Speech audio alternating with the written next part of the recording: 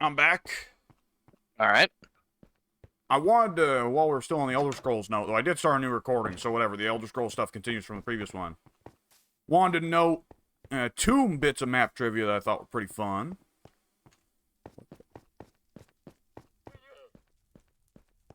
Oh, are you there? Yeah. I'm sorry. I thought you were waiting. Oh, no, it's fine. I was also a little bit mixed up because for a second I think I saw what you were seeing earlier with the weird Lovecraftian pylon coming out of pink sauna. Still don't know what was going on with that. No, I don't It either. went away. Last I looked at that place, it was gone. So I do think it might have had something to do with the whatever was happening to the fires, and then, yeah, let's just leave it at that. Whatever was happening with the fire had something to Yeah, do with that shit. it. Yeah. But the two things I wanted to know. First one, when you actually compare the sizes of the Oblivion, Morrowind, and Skyrim maps in like hex cells to each other and to the map of Tamriel, people have done this where they have overlaid it on top of the Tamriel map, and it actually apparently works out right where by the scale that those games aim for, which is to say not Daggerfall's overly intense scale of, 1,000 cities, billions of people, but by the scale that Skyrim, Oblivion, Morrowind aim for, of like, I don't know, 4 cities, like 8 villages, hundreds of people, but certainly not thousands or millions or billions. By that scale, Morrowind, Oblivion, and Skyrim actually do all fit together for the right scale on the map. Like, Morrowind is as big as it should be by Skyrim standards, vice versa. Wow. Okay. That's surprising, actually. That's pretty crazy. Though, when you think about it, well, Morrowind is like more or less exactly half the size of Oblivion. And then Skyrim's somewhere in between, more towards Oblivion's size, I think. Memory serves. Okay. And when you think about it, Morrowind is just the island of Vardenfell. Yeah. For all intents and purposes. So I found that interesting. The other thing I find interesting, I like that instead of abducting the alpaca, this time you instead abducted the merchant. Yeah, well, I wanted them both to come in so I could more easily kill the merchant and not have to deal with chasing the alpaca, but he stopped. So I thought, all right, well, I'll fucking shut the doors then. And now I'm curious as to what's going to happen because the alpaca's still leashed on the other side. He looks, him turning around and seeing the leash stretched out like this and then going, huh? That's kind of perfect. This isn't right. Yeah. I guess he could always come back in. All right, he's coming in. Come on, alpaca. No. I don't want you. Don't leave. Don't leave, merchant. There we go, alpaca in. All right. Now, just in Whoa! case, if they can open the door, I'm going to put there. No, they ain't getting out now. Well, it's actually a rather simple solution to all this.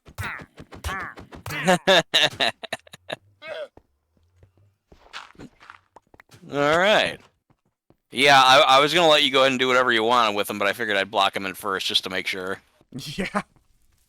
All right, now I got to try and figure out how to get this damn alpaca over to the fence where the other one is. I guess I can just maybe shove this one in. I'll be working on this for a minute.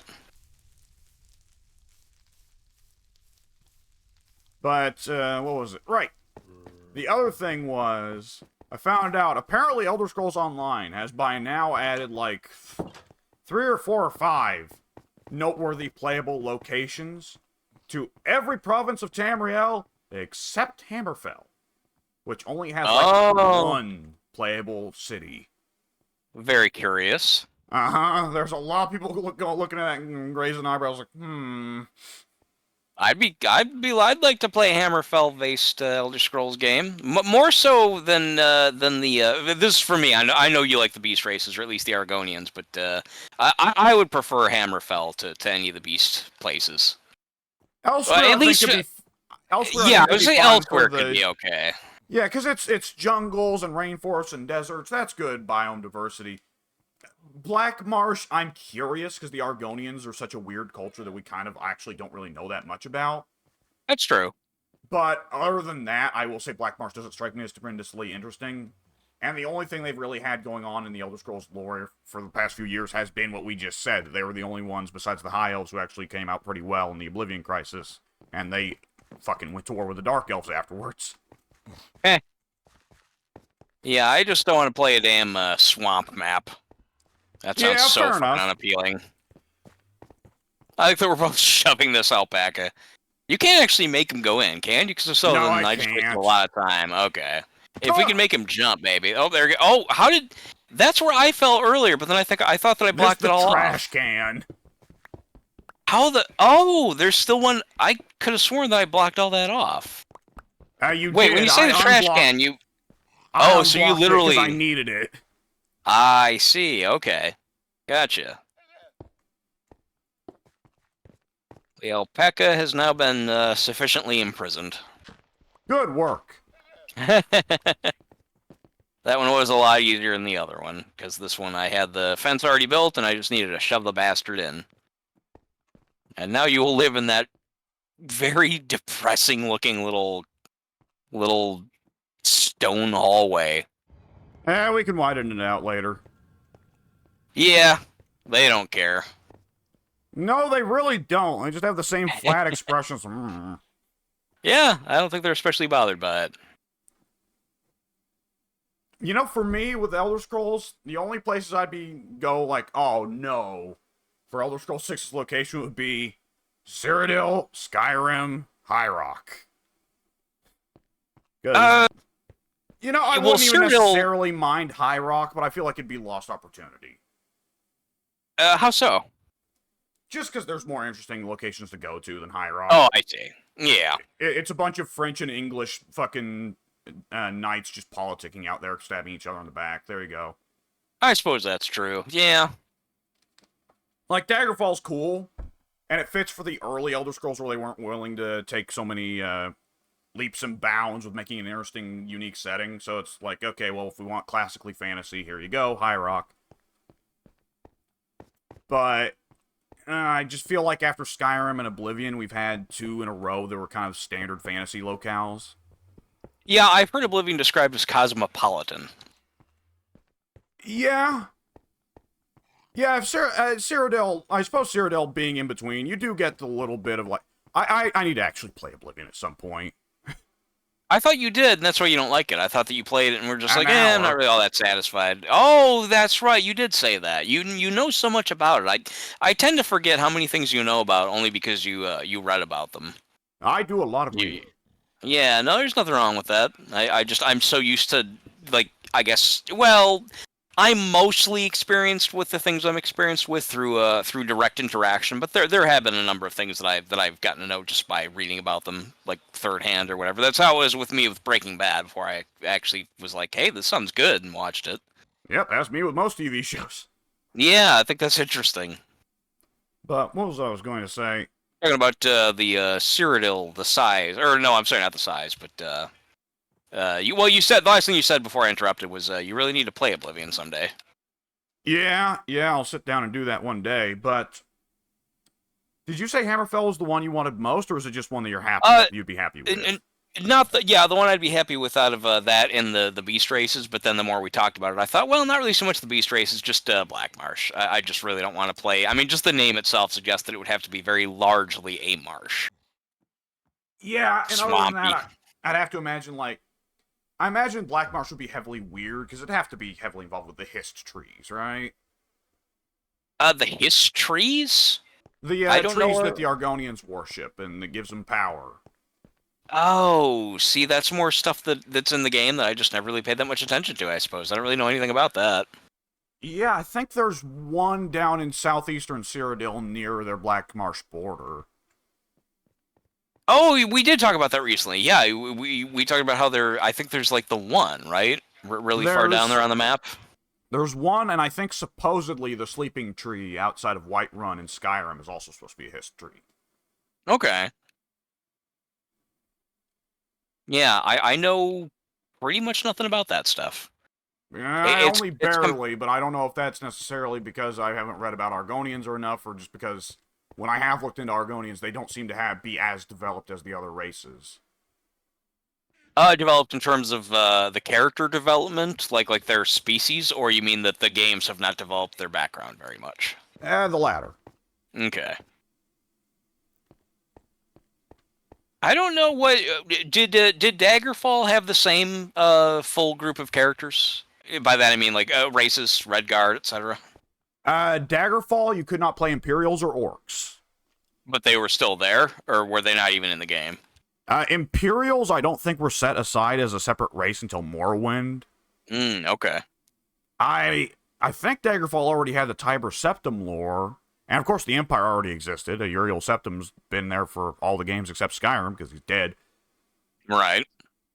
So Imperials, after some fashion, existed, but I think back in Daggerfall they were just kind of like, okay, make a Breton or a Nord and it'll count. They're not exotic. They're just humans. They're generic white bread humans. It's all the same. Yeah, I mean, you can tell with the later games they start to have trouble figuring out where the Imperial identity lied, and you can tell it's an issue when it's like, I don't know, they can find more money in chests, I guess.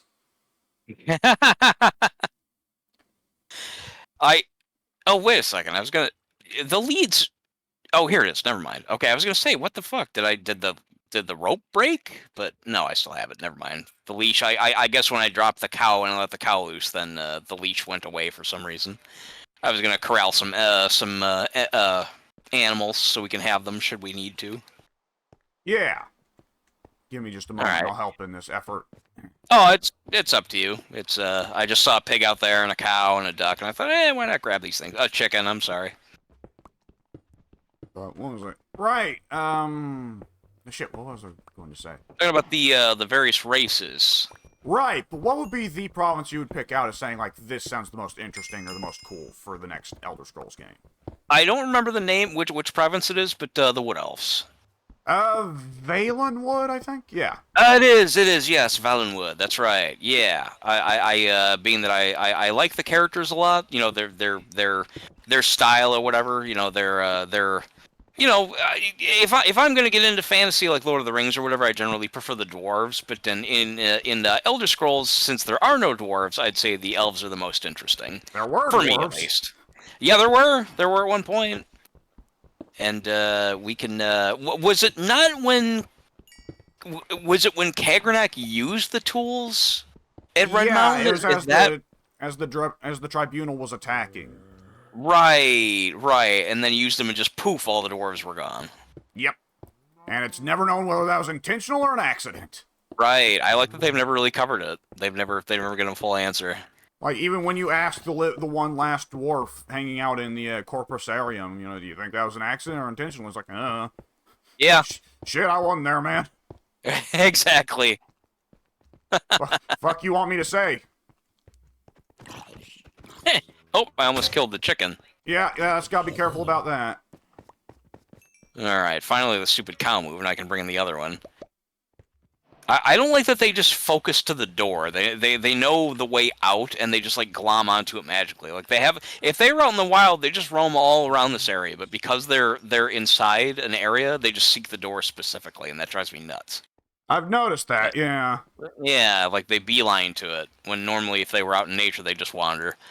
But in addition to liking the elves' backgrounds, you know, whatever, like in terms of, obviously we don't know a whole lot about their background, but I mean, you know, in terms of the Green Pact. The Green Pact. Why do I not know what that is? That sounds familiar. It's the deal they made with the elf nature god that they won't consume plants or damage plants. Oh, I guess that wasn't what I was thinking. Okay, interesting. It's funny that I've played all these games, but you know all the lore. That shows how much attention I pay to the lore and how bad my memory is. It's more reading wiki pages, because otherwise this sort of stuff you can only get through reading books. That's why I don't do it. Yeah, I don't. When I'm playing the game, I don't stop to read the books. It's so awesome that they're there and that you can, but I'm not. That's not my gameplay. Yeah, I absolutely get it. And, like, even then, if you did read the books, you'd every now and then be bugged, like, oh, way back in, like, Morrowind, the lore was supposed to be that all Nords, like, it was just generally a Nordic art to learn shouting. And that really any Nord could learn it, and plenty of Nords did, and that was just the way they did magic a lot of the time. Which, by the time of Skyrim, that's super retconned. Yeah, just a little bit. Doing it. You have to be special, yet at the same time, just like with the Nerevarine, any race can apparently be the Dragonborn, which is... I get it. They have to make concessions like that to make the game make sense from a gameplay perspective, but it's still just it gets watered down so easily. I will say, in fairness, there's logical answers behind either. God damn it! But there's logical answers behind both, because the Nerevarine is basically just it turns into like essentially it's just like it's legend, right? Like we don't know for sure if that person really was the Nerevarine they're believed to be, but they just kind of came and then vanished. We don't know for sure. There's that, but also like a big part of the Nerevarine prophecy is, well, Vivek. I think it was. I remember I once saw the analysis of it. There's a symbolic purpose to each of the ways that the tribunal named Nerevar. Because, sorry, voice was getting a bit scratchy. No, that's right. I know how it is. Almalexia cuts off his face, Sothasil cuts off his feet, and then Vivek runs him through in the behind with his long spear, which of course everyone points out is very, very sexual. Very Christ-like. Oh, I thought you meant, okay. It's both. I hadn't thought of it that way. So I've seen people surmise that the most logical way for it to be the Nerevar is the Nerevar cutting off the face symbolizes the loss of his... No, cutting off the feet symbolizes the loss of his home, the loss of the paths he's tread, and almost certainly the loss of his race. Cutting off the face symbolizes the loss of his identity, and Vivek impaling him in behind with a phallic object symbolizes the loss of gender. Oh, okay. So I've seen people say that, like... So it's generally agreed that story is supposed to symbolize how Nerevar will come back as any race, any gender, from any place. But I've further seen... interesting. Sorry. Sorry, I was just going to say, I've further seen people emphasize that to them it means that the Nerevar Nerevarine should probably logically be, for one thing, a woman, and for another thing, not a dark elf, to follow this prophecy. Okay, yeah, I follow. But all that is symbolic argument, which I like symbolism. I think symbolism is cool, especially in formats like this, where it can be so interesting. But beyond that, the more concrete argument for why, like I've seen someone say that, like, the Nerevarine shouldn't be a dark elf is that quite a few people who are involved in Morrowind, like Todd Howard and Michael Kirkbride, have said that one of the big inspirations for Morrowind as a game was Dune. And Dune, of course, is about Paul Atreides, who is not a Fremen, becoming a tremendous religious leader of prophecy among the Fremen. Do you know anything beyond that Paul Atreides story? Generally, I mean, I've watched the first Dune, and I think I've picked up enough about the follow-ups. Because I feel compelled to tell you what happens with him, but it's interesting enough that I wouldn't want to give it away. His son becomes the Forever Emperor, right? There is that, yes.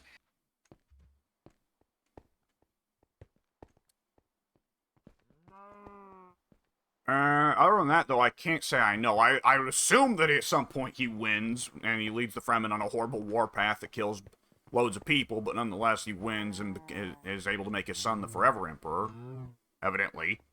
When you say that you saw the first Dune, you mean only the first part of the two new ones? Yeah.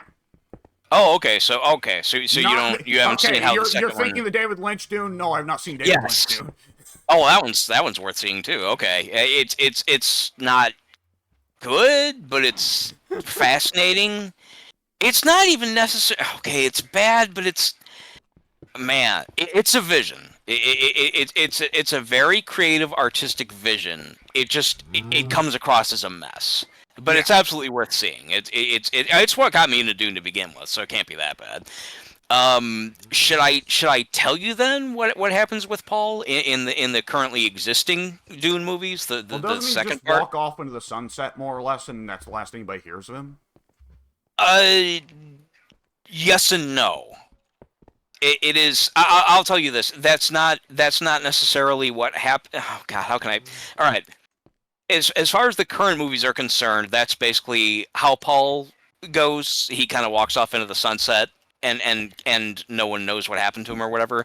That is true to currently where it stands in the films, but there's more. It's some very important developments happen with the character beyond where the movies currently are. I see. Yeah, and so that's why I don't know if I should tell you what else happens or not. I don't really mind it. Odds are it'll improve my enjoyment of the story, if anything. Okay. Well, basically, what happens in the second film, and which is true to the first book, or yeah, I think it's all in the first book. I think, and I'm not a hardcore reader of the books. I don't really know much else beyond some of the greater, broader topics that I'm gonna or details that I'm gonna mention. Because there's a total of like I think like Frank Herbert wrote like 4 Dune books before he died, and was in the process of making the 5th one, something like that. And now there's like 6 or 7 because his son took over, and it gets so complicated. But basically, at this point in the movies, and which is accurate to the book, Paul, by basically becoming, basically Dune's version of the Nerevarine, he inspires the Fremen to, Paul and the Fremen take over the Empire. And Paul basically decides, okay, well, that's it. I'm going to kill the Emperor. And the Emperor's like, the Emperor's daughter. Oh, no, I can't remember her name. I guess the names don't really matter. Paul is going to kill the He's Emperor. into a loveless marriage with her, right? I was just going to say, yeah, the Emperor's daughter says, please spare my father. And Paul's like, all right, well, tell you what, I'll do it if you marry me for political leverage. Which not only turns off his girlfriend Chani, but also makes it to where obviously he's basically completely he's essentially he's overthrown the empire, and he is now. I don't think that he even installs himself as the new emperor. I don't think. I think he's basically like the empire's. It's fucked. It's over with. That whole thing's done. But now then the Fremen. Sorry, before I even get to that, after taking over the empire, whatever. After winning over, all the words are coming out of my mouth wrong. After defeating the Emperor, the Emperor gets word that okay, Paul's fucking up a lot of stuff down here. You thought that there'd be this big plan with with Harkonnen would take over take over House Atreides and everything would work out that way. It didn't. It turns out that the Fremen have taken up with this guy Paul, and he's like fucking everything up. And so the Emperor goes down to check it out. The Emperor has his champion fight against Paul. Paul wins, and basically the Emperor's like, okay, well now I'm fucked. What do I do? Paul's about to kill him. His daughter says, no, don't. So Paul says, okay, marry me and I'll spare your father, but then fuck it, he's ostracized, get him out of here. And when word gets out to the I can't remember the term, they're not the Federation of Planets, but they're their houses, basically the other parties that are in bed with the Empire or part of the Empire, they're like, okay, we don't accept Paul. Fuck this. This is bullshit. We're not gonna let some random troublemaker come and start shit. And so Paul is like, okay, Fremen, go out and fuck them all up. Go free. Go start a holy war with these people. And they do. And Paul, having done this, starts off a massive holy war that kills like tens of billions of people. And he becomes like this, like he becomes so upset over what he did. He's like, I have completely fucked up. Like the book sets up Paul to be like this savior and messiah, and he is for a second, but then what he does reverberates through like countless, like literal billions, like entire cultures die because of what Paul did. And the Fremen are just like completely out of control. They're mad with power. They're going out and doing all this shit. And Paul, it gets a little complicated because he can see into the future. He can see like various timelines and stuff. And he got that from his mom. Exactly right, and that gets super complicated because there's the whole the witches, the Bene Gesserit. That's getting into some of the way more in-depth stuff about Dune that I can't really remember, don't really know a whole lot about in the first place. But Paul, essentially, he's able to see that. Long story short, what he feels is the best possible outcome is for him to just. I don't think necessarily. Well, yeah, not only to leave, but also to try and. Just obviously to try and stop what's happening. He knows that the Empire had to fall, but he didn't think that this was all going to get as bad as it does. And so eventually, like he does, he disappears, and the Fremen just continue wrecking havoc or whatever. And eventually, in Dune Messiah, hence the name, Paul comes back, except he's like dressed in robes. If I recall correctly, I think he's like blind, if I remember. I know he goes blind at some point, but I cannot remember what. I think it might have had something to do with the Water of Life. I can't quite remember that, but he comes back and he tries to, if I recall correctly, he tries to like undo what he did and like turn everybody around, like stop doing this. Like you've taken you've gone to worship this Paul Atreides guy, and he's like your messiah and everything like that. That was fucked up. You can't do that. Like that's not what Paul wanted. You went out and embarked on this whole big, whatever, like galaxy wide, whatever, a tirade, no, you shouldn't have done that, and Paul shouldn't have started you on. Like he tries to undo what he did. Eventually, Paul. Oh, how does this work timeline wise? Fuck, there's a couple things that happen. Paul's son, who I think if I recall correctly, Paul and his son did not like each other. I think. Don't quote me on this, but I think like Paul tried to steer his son away from this kind of stuff, but then his son was like, no, I want to be a part of this. I'm destined to be a part of this or whatever. And things get complicated enough to the point that Paul like becomes one with a sandworm. I'm sorry, not Paul. Paul's son becomes one with a sandworm. Paul's son becomes like a human sandworm hybrid. And that is Christ. Yeah, that's when it starts getting off the rails. That is, I think, like the third book. Yeah. Paul's Wait, son Frank Herbert becomes. wrote that? I thought the shit went off the rails when his son took over. Yeah, I'm pretty sure that Frank Herbert was still writing it at the time. You mean there's another book after the one where he becomes a sandworm that was still Oh written by God, Frank yeah. Herbert? Yeah, I think so. I do believe so. I think the one where he becomes a sandworm god is, I think, the third book. Maybe even partway through the second one. Oh no. Yeah, because it's Dune followed by Dune Messiah, which is focused on Paul. Paul's story ends with the second book, and then the third one is Children of Dune, and I think that's the one that's all about the sandworm, the sandworm god, which is Paul's son. It gets even more complicated. What's his name? Not Duke Leto. That was obviously Paul's dad. Who was Duncan? Duncan, who in the movie he comes back, right? Doesn't yes, he comes back as a clone multiple times. Like he comes back as a clone, and then like something happens to him, and then like later on somebody I think wants to make a second copy of him or something. It gets weird. Like I said, this is where I start falling off, and it's like I don't even know what the fuck's going on at this point. My interest pretty much begins and ends with Paul's story. And I know that after Dune Messiah, like Dune and Dune Messiah, I can't remember what the period of time is, but it's within the realm of a single person's life. From the point at which Paul dies to the point at which the story focuses on Paul's son, it's something like 10,000 years. So basically, like you have Paul's story, and then like way off in the future, it starts to deal with other stuff.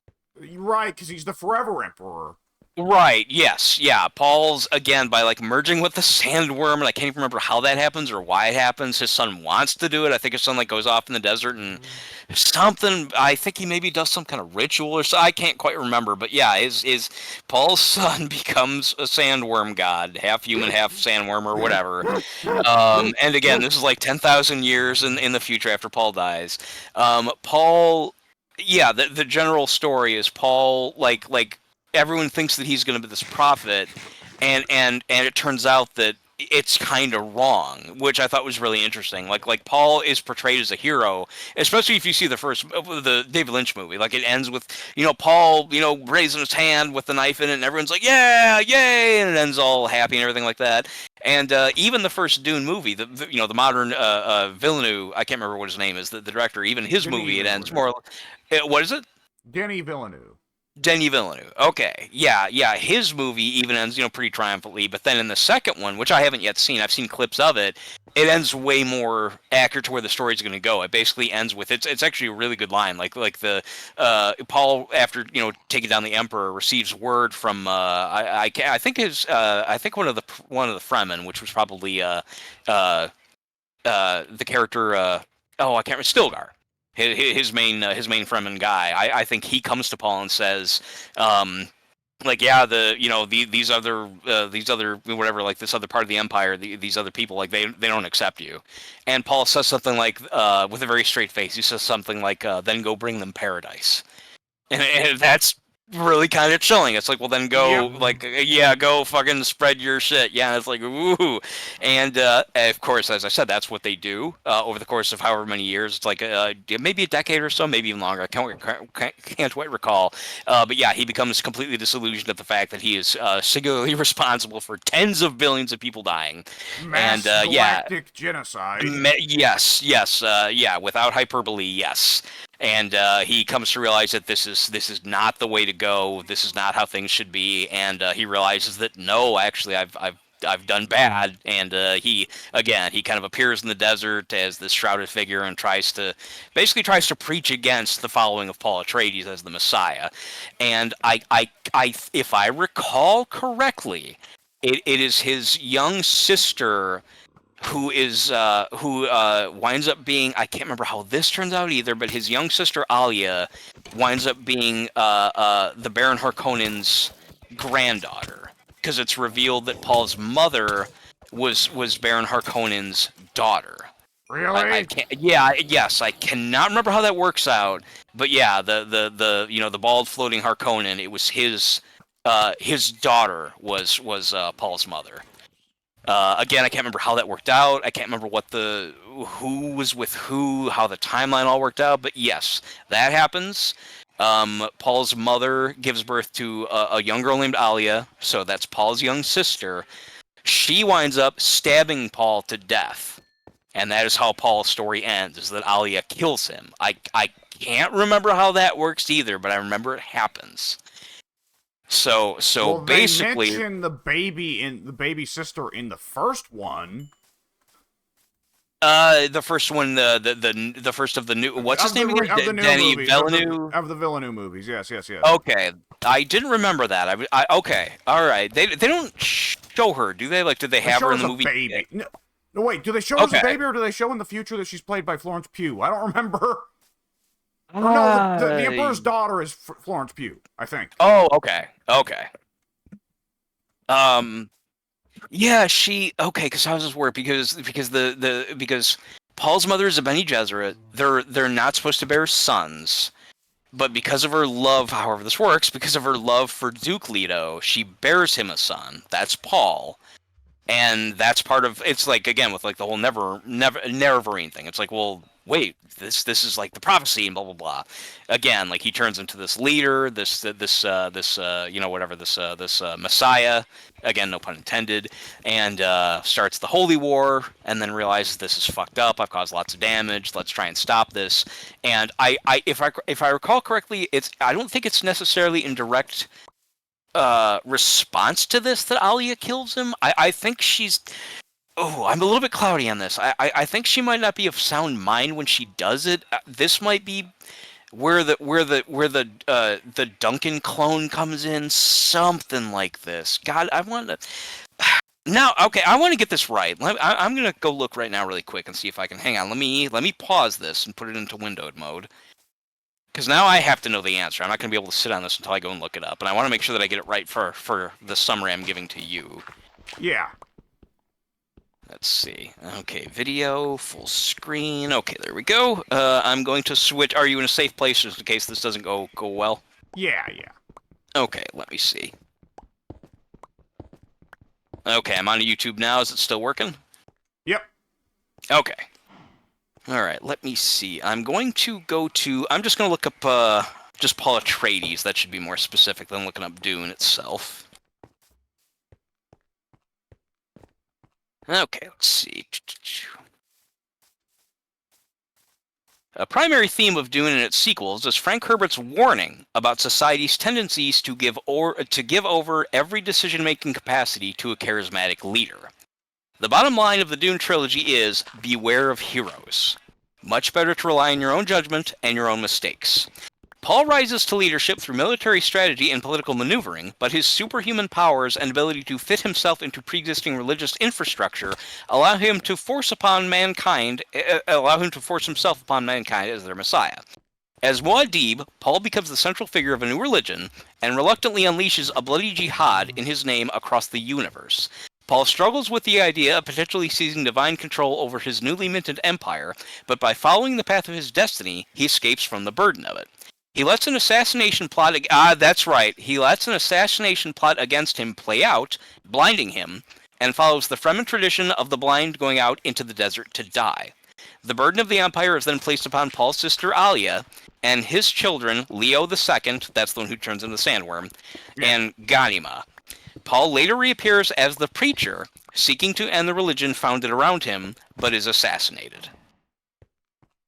Yeah. So there you go. Yeah, that's a better summary than what I took 10 minutes to describe, but it's the same thing I said, but they did a much better job of communicating it. Right, and all this circles back to the Nerevarin, because the Nerevarin is established in like Oblivion and Skyrim to have just one day went, I'm going to Akavir, guys, and then he never came back. Yeah. Just which I wonder if they were at all influenced by Dune. Well, I would think that they would have to be at least partially. I'm sorry. Go ahead. What I just said was that Michael Kirkbride and I think Todd Howard, several important somebodies in the making of Morrowind said, yeah, Dune was like one of the biggest, if not the biggest, inspiration for Morrowind. And you can pretty clearly see that. You compare the Ashlanders to the Fremen. Yeah. Which, in a sense, also wound up working out, because with the Morrowind, with the Red Mountain blowing up Morrowind, most of Morrowind, the tribunal city, Dunmer had to leave, because they didn't know how to live there. So the Ashlanders ultimately are the ones that end up inheriting Morrowind. Okay. Yeah, that all works out. I mean, that tracks, yeah. I suppose on some level, the Nerevarin probably on some level left Morrowind for Akavir, because being the Nerevarin meant there was a possibility that with Vivek's death or disappearance, he might have to inherit control of Morrowind, which he may not have wanted. Yeah. Yeah, that not only follows the general story, but also by leaving it vague like that, it works from a gameplay perspective. Why did we never see him again? We don't know. We don't know what happened to him. And the same way that Paul Atreides came back blind, then odds are, if they ever want to do the Nerevarin again, they can mutilate and deface the Nerevarin so that you can't know what the Nerevarin looked like at the time of Morrowind. So it's still... I'm sorry, I'm laughing. You can go ahead and complete your thought first, but something popped into my head that is very relevant to what you're saying. Well, it can make it so that people... Because what they don't want is for people whose playthroughs of Morrowind to be decanonized, right? Right. So, okay. Fucking mutilate the Nerevarin until he no longer looks like any race in particular. Which works. Again, it works from a storytelling perspective and a gameplay perspective. Yeah. Well, which, I mean, for Nerevarin, it'd be kind of full circle, because he gets mutilated again after the tribunal mutilated him. Rough life. Was it worth it? Yeah, I mean, that's a good question. Well, the first time around, he was sleeping with Almalexia. She ain't a bad looker in most of the art, so hey. Yeah, I was gonna say, yeah, the heart makes the mind do very strange things. To then have her cut your face off, and then your old buddy Sothasil cuts your feet off, and then your old buddy Vivek either impales you with a spear or butt fucks you, depending on your interpretation of that text. A dominance type of butt fucking, of course. Yeah. There was a Friar's Roast like 25 years ago with Drew Carey, and one of the guys doing the roasting, he just started right off the bat with, "So I was fucking Drew Carey the other day, not in a gay way, like a Viking." I'll never forget that one. And then he just went on into a story or whatever. That's how it started. Yeah. So that's fucking Drew Carey the other day, not in a gay way, like a Viking. That's pretty good. Yeah. I was laughing when you were talking about the story of how they do how they do it right, to where, like, from a storytelling perspective and a gameplay perspective, you won't know for sure who the Nerevar is. Neverine, and it reminds me that it's so fucking dumb. I don't know why they did this. In Far Cry 5, which is I love it. I've always said a million times. I don't know what everyone hates about it. I loved it. I thought it was a great game. the spin-off, which was basically just a big DLC pack for, all intents and purposes. It was Far Cry New Dawn. Yeah. And I was really big on that for a minute, thinking this is going to be so cool because it takes place like 7 years in the future after the nuclear bomb went off, and the whole game world is now completely different, more or less completely different. Same general structure. You see some old places that you know from the first game, whatever. But it's obviously a bomb has gone off. Yeah. But in addition to myriad gameplay problems, I absolutely did not like it. But one thing that struck me as just like one of the dumbest things they could have done is you encounter this part's okay. Yes, you encounter Joseph Seed, and he's actually like 100% repentant. I thought that was interesting. You see a completely different side of him. He's like, I was wrong to have done that. I still have my faith, but now I'm confused as to why God, made the decisions he did. I've caused a lot of trouble. I've like cost, so much. And I was wrong, like you player character, like you're the one who can undo my wrongs and set things right or whatever.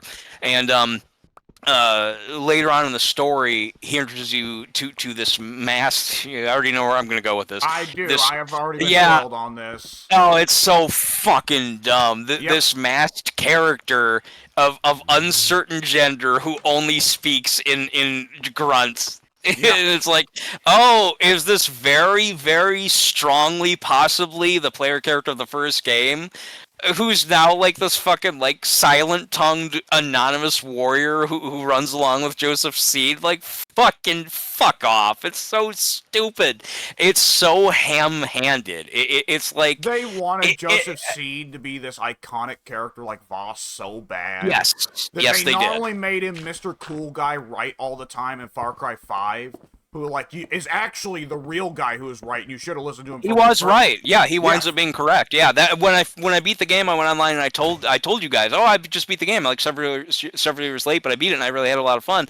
And a couple of guys, I think like Ted, they were like, I hated that story, and I was like, no, I loved it because I went with Joseph Seed. I went along with him, and it turned out, I made the right decision because he was right. Yeah. I was like, oh yeah, I'll be friends with you. Yeah, fuck it, let's lay down arms. I'll join you. And he's like, oh, I forgive you then, my son. Come join my flock. And, we're fine. It's the people who went against him that they're all fucked now because the bombs went off. And oh shit, I should have listened. But go on, I'm sorry. Oh God. So not only were they trying to make him Mr. Cool Guy, the new Voss in that game, but then in the next fucking game, they're like, okay, we know you were mad because we made Joseph Seed too cool in the last game. So we'll now make him even cooler by having him actually retroactively agree with the player base of Far Cry 5 that he shouldn't have done that, even though he actually was right. And now we're going to make him best friends with Far Cry 5's hero. Because he's just that cool, man. And it's like, Jesus Christ.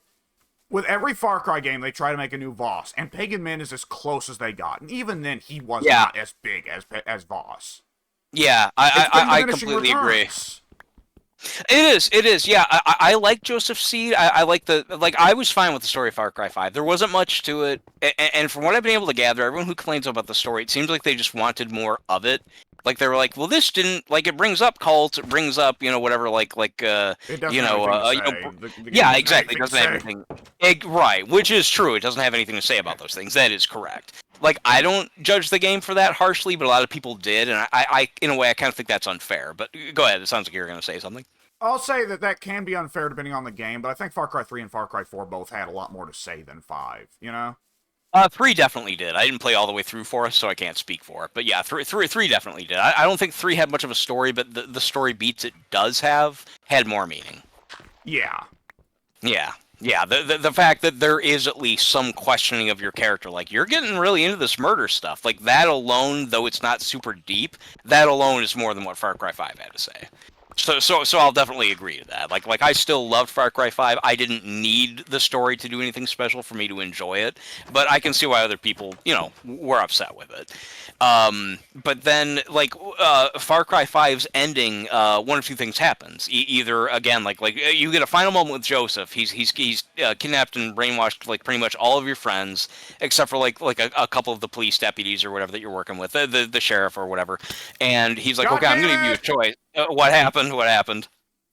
He got shot off a cliff by a skeleton. Oh. It's always something silly like that. Yeah, but proceed. Yeah, he's brainwashed Yeah, everyone but the sheriff, Hulk Hogan. yeah. He's got you're right. He's got all your buddies, and he's like, okay, like you've killed my entire family, and I have forgiven you, and I have forgiven you, and I've forgiven you. I've let you get away with all this shit under the belief that this is God's plan, that you turn around, that things would like work out in a way that makes sense. But you keep on pushing. Now I've went and got like all your friends here, and they're on my side now. I'm gonna give you one last chance. Either you are gonna stop this shit and like you can join me and we can whatever like we can work together for like a utopia, etc. You can be like a member of my flock, or you can keep pushing and we're all just going to have it out right here and right now. Of course, if you do that, that's the quote. Well, I don't know if there is a good and bad ending. If you do that, that's when the bombs go off. You beat him down, you win, and like as you're going to arrest him, finally, it's like, okay, well, I told you, something's going to go down, and like, yeah, literally as he's saying that, like you see the nuke go off in the background. It's like, well, all right then. You got shot again. Was that on purpose? No, Oh, okay. it's fine. I got it. All right. At least you're dying close to home. Yeah. Um, but yeah, but then if you go with the alternate ending, which is the one I went with first, which is perhaps why I felt satisfied. I was like, you know what? Let's see what happens. He's kind of got a point. He's like, I have taken no direct action against you. I've just tried to live my own life the way I think I should. And, you've gone and done all these horrible things, and I still have not, like, really done anything back to you. Like, can we stop this now? I think we need to sleep through the night or it's going to keep spawning. Yeah, Things. that's fine. I'll go inside and join you there. So when you go with that, like the cutscene, it shows, like, legitimate, palpable relief on his face. He's like, oh, finally! And like he does like whatever, like an Eskimo headbutt, like not an aggressive headbutt, like he leans forehead to forehead. That'd be And he's like, hilarious. it would. Finally headbutts you. Okay, there's a Kano fatality in Mortal Kombat 11 where he headbutts his opponent, then when they fall to the ground, he gets onto them like MMA mount and headbutts them again and again and again. Oh, and again. he does the what's his name? Daniel Day-Lewis did that to DiCaprio in Gangs of New York. Very violent, very brutal. Right, but it's Kano with the cyborg eye, The metal plate in his right. head. So by the end, Kano's largely untouched, while your character's head is a smear on the floor. Nice. That's a good vicious one. You do not do that. Joseph Seed does not do that. He gives you a gentle headbutt, and he's like, well, all right, then like go free, then I'm not gonna chase you or do anything. Like we're at peace now. Go ahead and. Like in so many words, he's like, "Well, I still want your friends. Like they're part of my flock now as well." But he's like, "I'm not. Like basically, we're on good terms now. Go be at peace. Go free." And you go away, and as you're doing that, one of your allies, they're like, "What the fuck? Like we are not doing this." And your superior is like, "Nope, it's it. Let's get out of here. Let's leave. This is what we should have done in the first place." And as you drive away, this ending is, your superior's like, hey, okay, well, we're not just gonna let this go. We're gonna come back with like the fucking National Guard. Like we're coming back. We're not just dropping this. And it's suggested that your character hears a song that triggers some brainwashing on the radio, and then it cuts to black when they're like, "What are you doing?" And then that's that ending. It's like, oh, well, maybe actually you're gonna go crazy and kill all your friends now because you were partially brainwashed earlier in the game. But either way, the point is you become, you become good with Joseph Seed.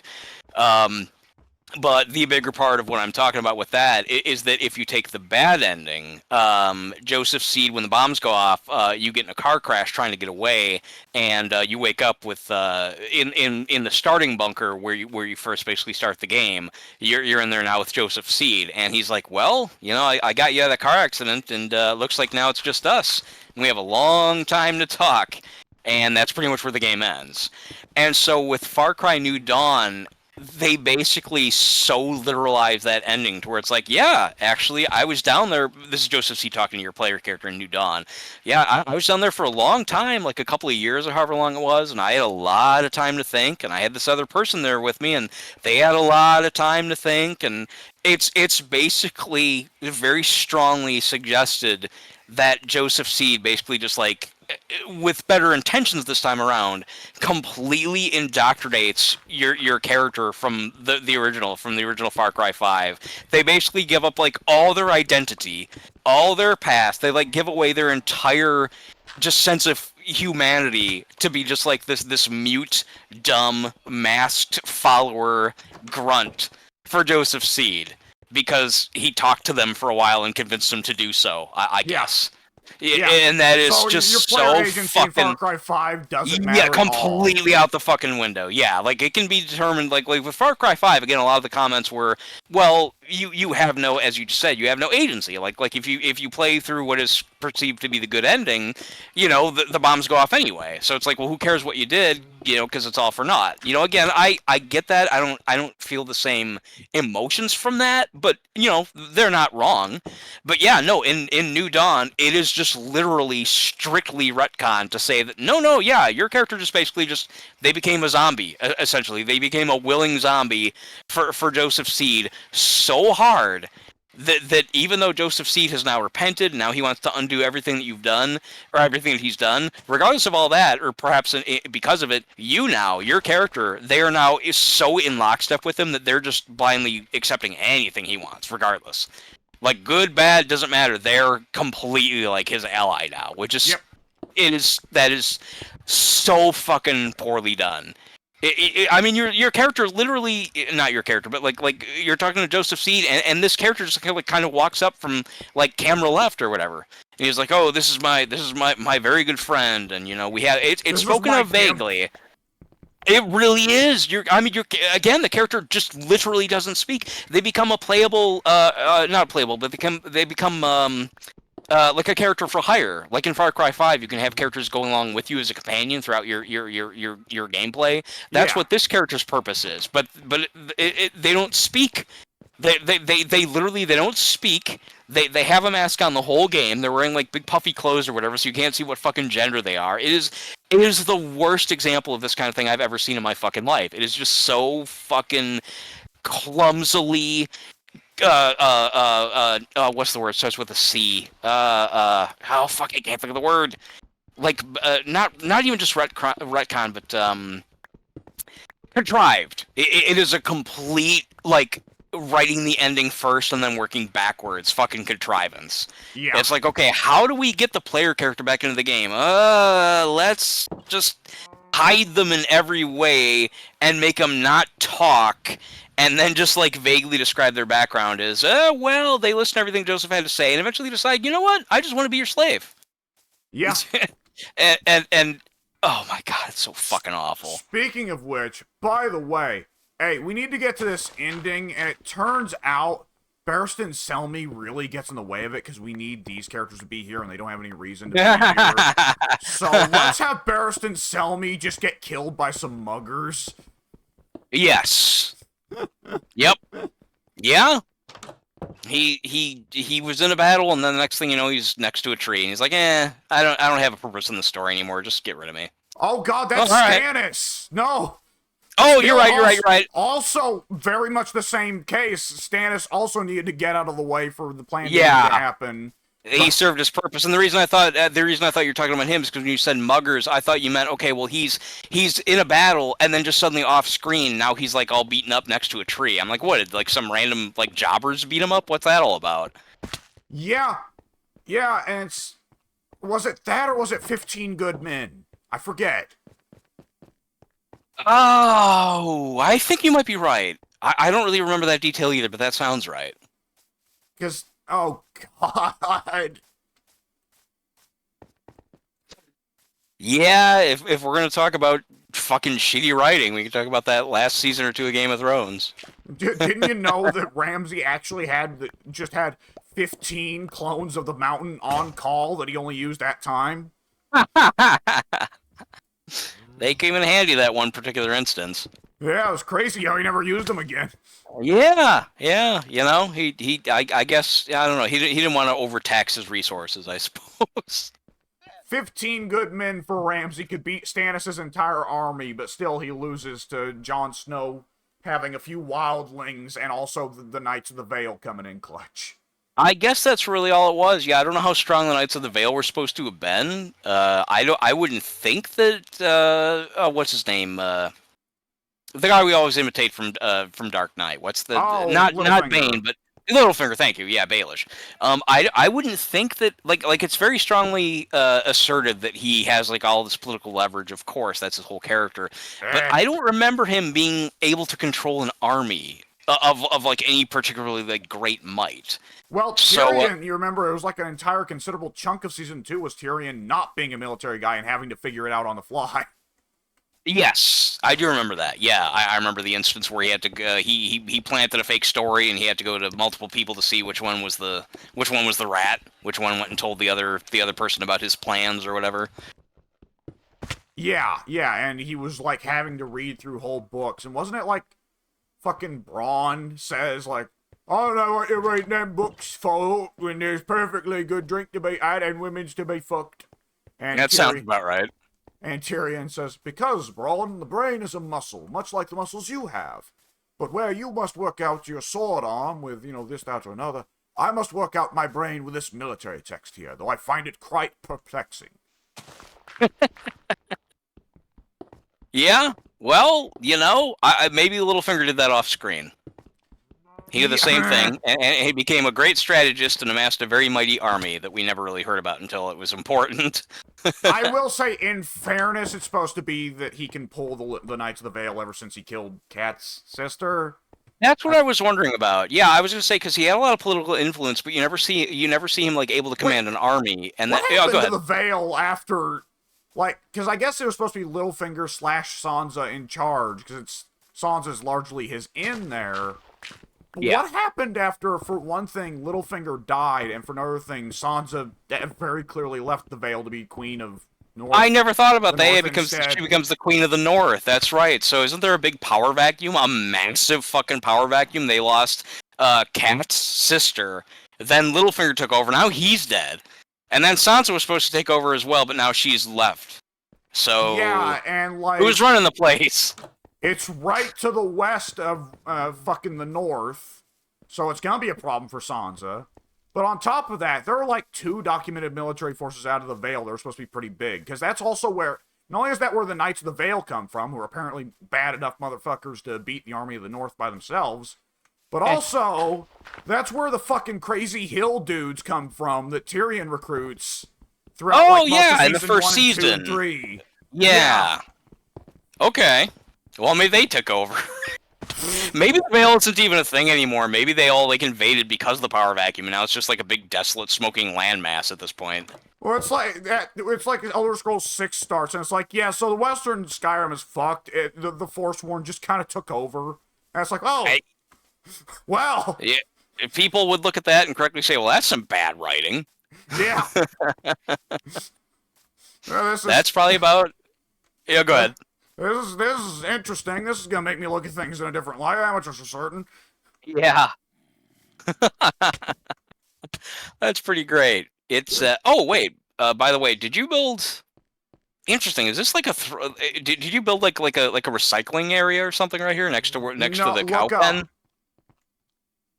Oh, okay. Ah, interesting. So I intend on answering the question of indoor sheep farming. Oh, okay. But unlike cows, sheep need to eat grass. Yeah, yes they do. So I'm setting up a skylight onto the dirt to make it grow grass. As long as you don't set it on fire. Yeah, luckily it you will and your still involve crazy glass. project. Fair warning, it will still involve glass. Watch this whole base that we've made, which is out of made cobblestone, and yeah, I was gonna say somehow that's gonna be on fire the next time I turn on the game. Alex. God damn it. Yeah. Oh, before we move on completely, there was only 1 or 2 other things I wanted to talk about with Dune. Actually, going back a step.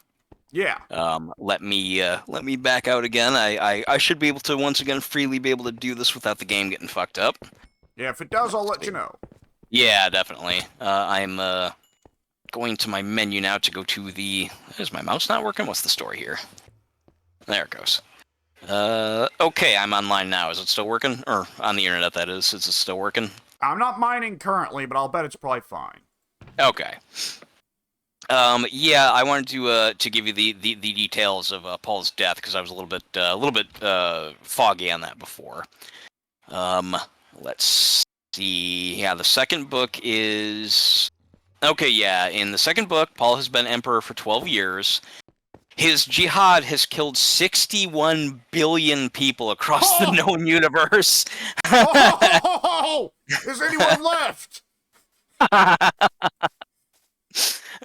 That's a good question. Okay, I don't know why I remember this bit, because it's not a good movie. But Men in Black 2 starts with Lara Flynn Boyle's character flying through space in her spaceship, and her spaceship is honestly just shooting out lasers at every single planet she passes by, blowing every single one of them up until she gets to Earth. I don't know why, she just does this. That's just how Lara Flynn Boyle do. But nonetheless... That's right. Nonetheless, like, was this what the Fremen were doing? Was they just went, fuck it? To my memory, that is what happens. They just become so, not even necessarily mad with power, but just so fervent that they're doing the right thing. They just have like, it's like a power trip. It's like, fuck, we've got our leader, we've got the power, let's just go, and they just war. Yeah, just a holy war. So yeah, 61 billion people go down. But according to his prescient vision, this is a fate far better than what he has seen. Paul is beleaguered by a need he sees to set humanity on a course that does not lead to stagnation and destruction, while at the same time managing both the empire and the religion built around him. So, so Paul starts to, okay, wait, let me just continue. A Fremen conspiracy attempts to assassinate Paul. The attempt fails, but the effects of the weapon destroy Paul's eyes. Although he becomes physically blind, his prescience allows him to, quote, see by tightly locking in reality with his prescient visions. Despondent as a result of his prescience, which, I guess to be fair, that's, if you're already capable of having started a war that killed 61 billion people, and you can yet also see possible futures, that would probably be very depressing. I would think that would be kind of a downer. Yeah. To be able to, it's like, okay, well, now what's coming? Oh, boy. Despondent as a result of his prescience, Paul faces another assassination attempt by these other people that have not even been talked about in the movies yet. Who cares about them? And then also the Bene Gesserit and the Spacing Guild. So everyone wants to kill Paul. Yeah. Okay, this attempt, made using a resurrected clone of Paul's friend and mentor, Duncan Idaho, also fails, but the ordeal seemingly helps the Duncan clone to regain his memories. So see, we're starting to get, that's when it starts getting, like I said, I'm for the Paul stuff, but this other stuff starts getting really weird.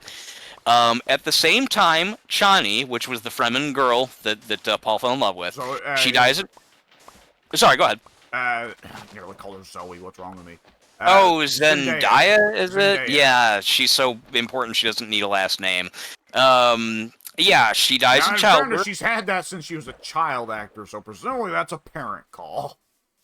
Okay, I didn't know that. Yeah, fair enough. I'd have to look into it, I guess. And I don't even have, like, a problem with her. It just annoys me when people have, like, singular nicknames. It's like, I'm just so prestigious, I don't need a surname. Yeah, but anyway, she dies in childbirth, bearing twins, a boy and a girl. Let's see. Paul, who did not foresee the birth of the twins, loses his prescience after Chani's death and becomes truly blind. Let me continue past some of this external stuff that doesn't really play into much. There's a whole lot of kind of yammering of subplots and stuff like that. Eventually the blind Paul walks into the desert to die alone in accordance with Fremen law. He leaves his children in care of the Fremen, and Paul's sister Alia set to rule the Empire as regent. Then in the next book, I forgot that this carries over into the third book, Children of Dune. That's when Paul comes back as the mysterious preacher. He preaches among the people of Arrakis. He discredits the religion that had been built around Paul Atreides, saying the religion of Muad'Dib is not Muad'Dib, and he scorns Alia. It is strongly suggested that he is indeed Paul, which is confirmed when he walks past Alia and says, Stop trying to pull me into the background once more, sister. Paul meets with his son Leto in the desert. They have both seen mankind's future extinction in their prescient vision. Paul has been unable to face the terrible sacrifice necessary to avoid his future, and hopes his son, Leto, will enjoy his life rather than take that path that he's foreseen. Leto has decided otherwise, and soon begins the long transformation into a sandworm. Because, as you do. Yes. I thought about it myself.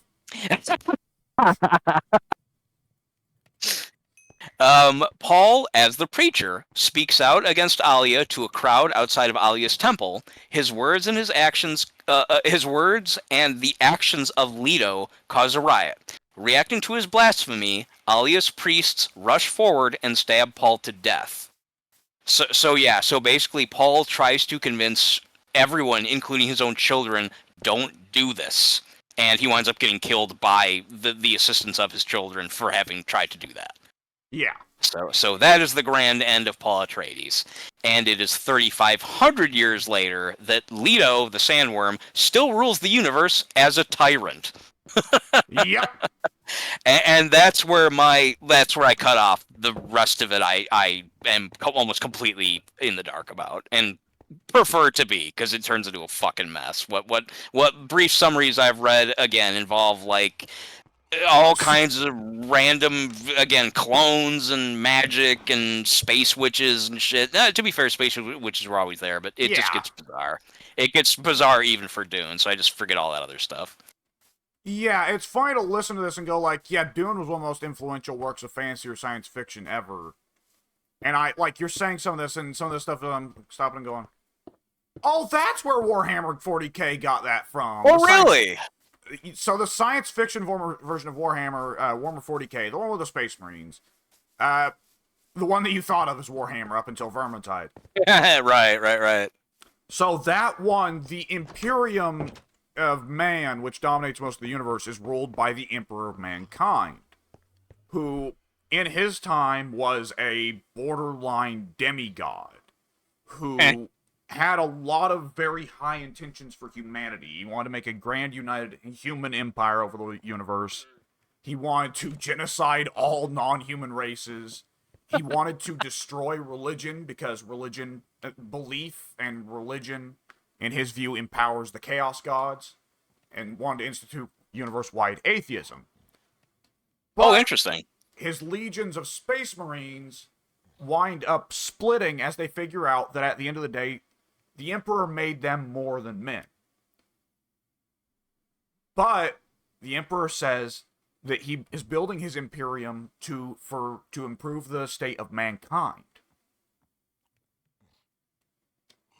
And yet the Space Marines are more than men. And they figure out that when the universe is at peace and fully united, the Emperor probably plans on decommissioning them. As in decommissioning their lives. Right. I was thinking that exact thing. So there becomes a big rebellion called the Horus Heresy that splits the Space Marine legions and the universe as it is in two. And the rebellious legions start to get tempted by the dark gods, who tell them that they can make, the universe whatever they want, whatever they can make it. The rebellion eventually gets to a point where it gets back all the way to Earth, and the Emperor's supposed favorite son, or at least the one he respected most, who is leading the rebellious side, and the Emperor have a duel, and the Emperor's rebellious son not only gets destroyed, the Emperor uses his psychic powers to destroy his soul. Pretty thorough. The Emperor, on the other hand, is maimed beyond healing capabilities and is basically turned into a defective corpse who, while he still has tremendous enough psychic powers that his soul still remains within the corpse, his corpse gets propped up and set up in the throne room on his throne, which is converted into a life support device because the people underneath him, though he tried to create a atheist universe, he nonetheless, being a practically demigod of a man, people had started to worship him without his consent, and they couldn't imagine a universe without him. So they not only set up this massive life support system to maintain him on the throne, where in order to maintain his tremendous psychic presence, they have to catch and sacrifice to 1,000 psychics every day to feed his lingering soul. On top of all this, they then build a massive fascistic theocratic religion worshipping the Emperor of Man as the end-all be-all of all religion at the center of everything, centered entirely around him. So every single wish of the Emperor of Mankind was violated in every single way, creating the most hellish dystopian empire imaginable out of what was intended by him to be a paradise of a universe for mankind. Well, that's crazy. That really is very much like Dune. Yeah. Essentially, this person who set out to do this one thing started this thing that was far greater, and not only perverted everything that he wanted, but eventually led to his own demise. Essentially. Yeah. That's pretty cool. I mean, obviously for him it's not cool, but that's a cool story, and I definitely see the Dune parallels. Yeah. Yeah. That's pretty great. So it seems like a lot. It's. I mean, this is how it works. This is not unique, but I think it's interesting that when oneself looks at some of the various stuff that they love, there are so many strong influences. Almost, I don't want to say like direct rips, but basically like what they say, taken right from the pages of. Various other things. Yeah, I think that's interesting. I didn't know that Dune had that much of an effect on so many different properties. Yeah, it's pretty. I mean, when did Dune come about? 50s, right? Oh, I want to. Was it 50s? I thought it was 60s. No, you're probably right. Let me look again since the page is still open. I will find this out very briefly.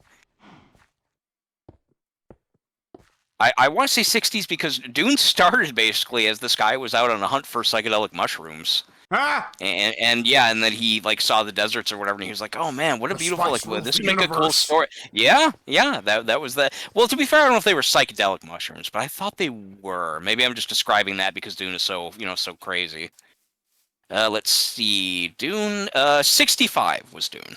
65. Okay, that's pretty early. That's around the same time as Lord of the Rings. Because Lord of the Rings, Tolkien had been working on for like 20 years, because he released The Hobbit oh shit. 40s? I think so, and he'd been working on the Lord of the Rings ever since, because he's like, hey, remember that magic ring? Wouldn't it be cool if I made a story for it? Right. Yeah, Hobbit was 37, which is even earlier than I thought. Wow. Yeah. I'm looking now for Lord of the Rings, but continue.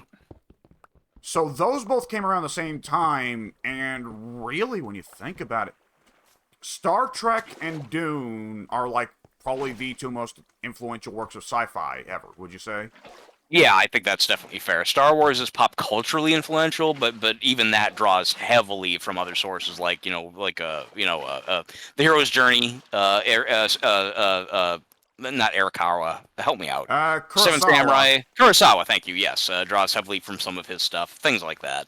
As far as individual, more or less individually created self-contained identities, yeah, I would say Star Trek and Dune.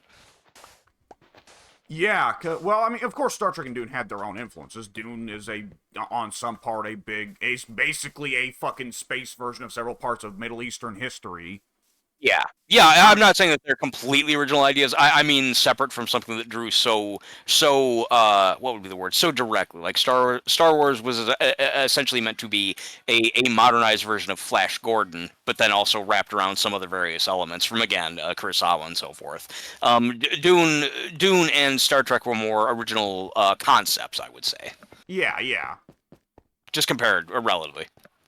Yeah, I mean Star Trek. Because Star Trek you can track quite easily as a science fiction, and the classical idea of science fiction of what will the future look like when people change, when these technical innovations that we think could happen, what will happen when they do happen.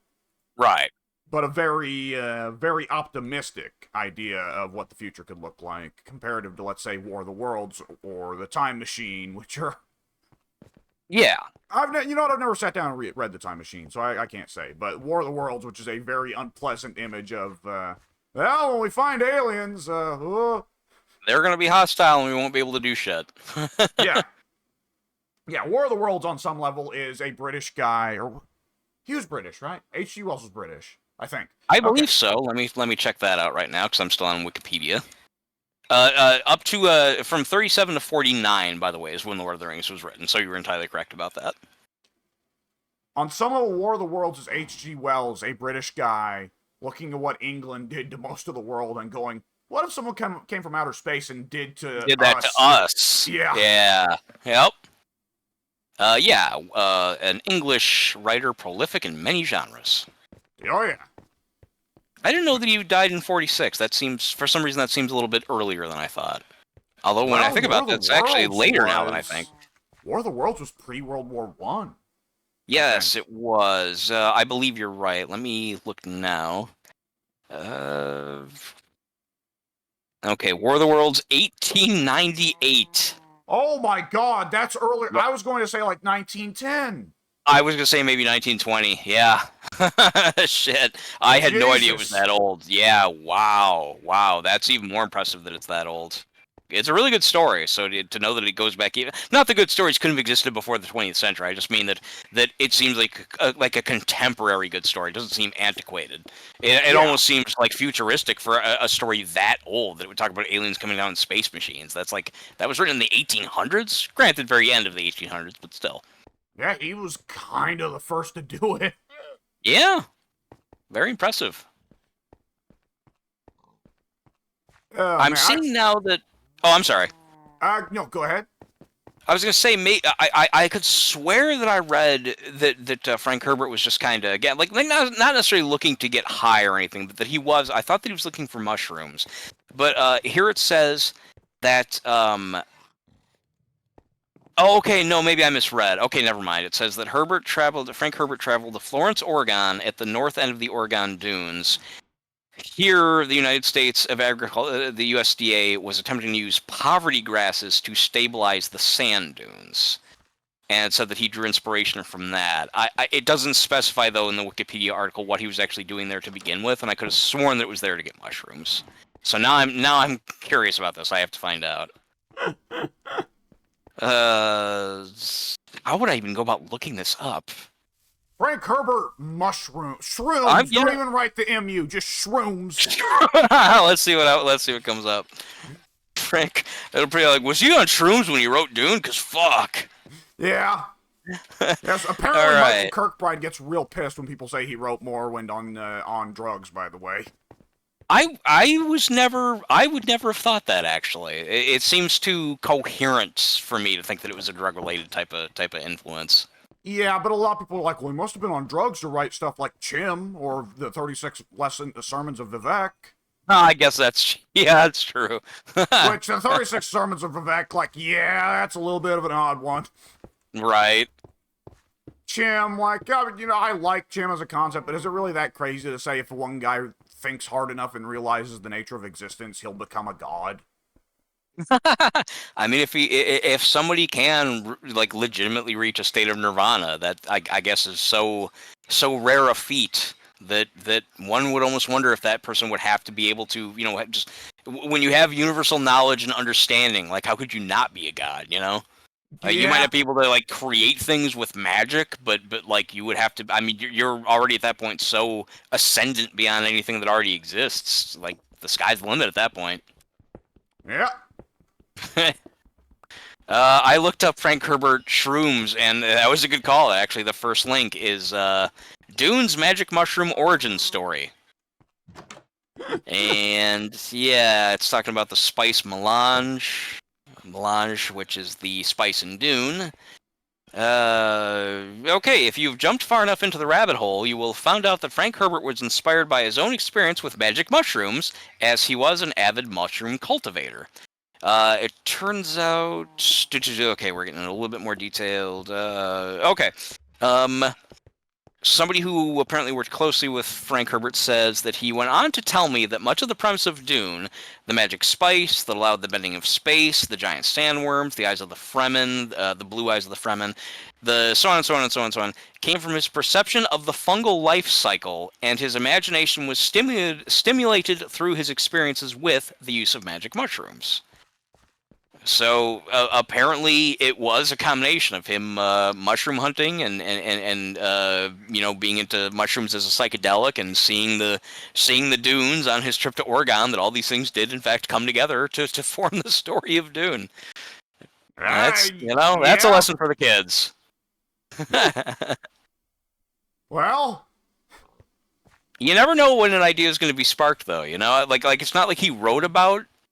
Well, I was gonna say like it's not like he wrote about psychedelic stuff. Like yeah, like this will get you good and fucked up, whatever. But the new movies didn't really cover it too much. But there are characters in Dune called navigators.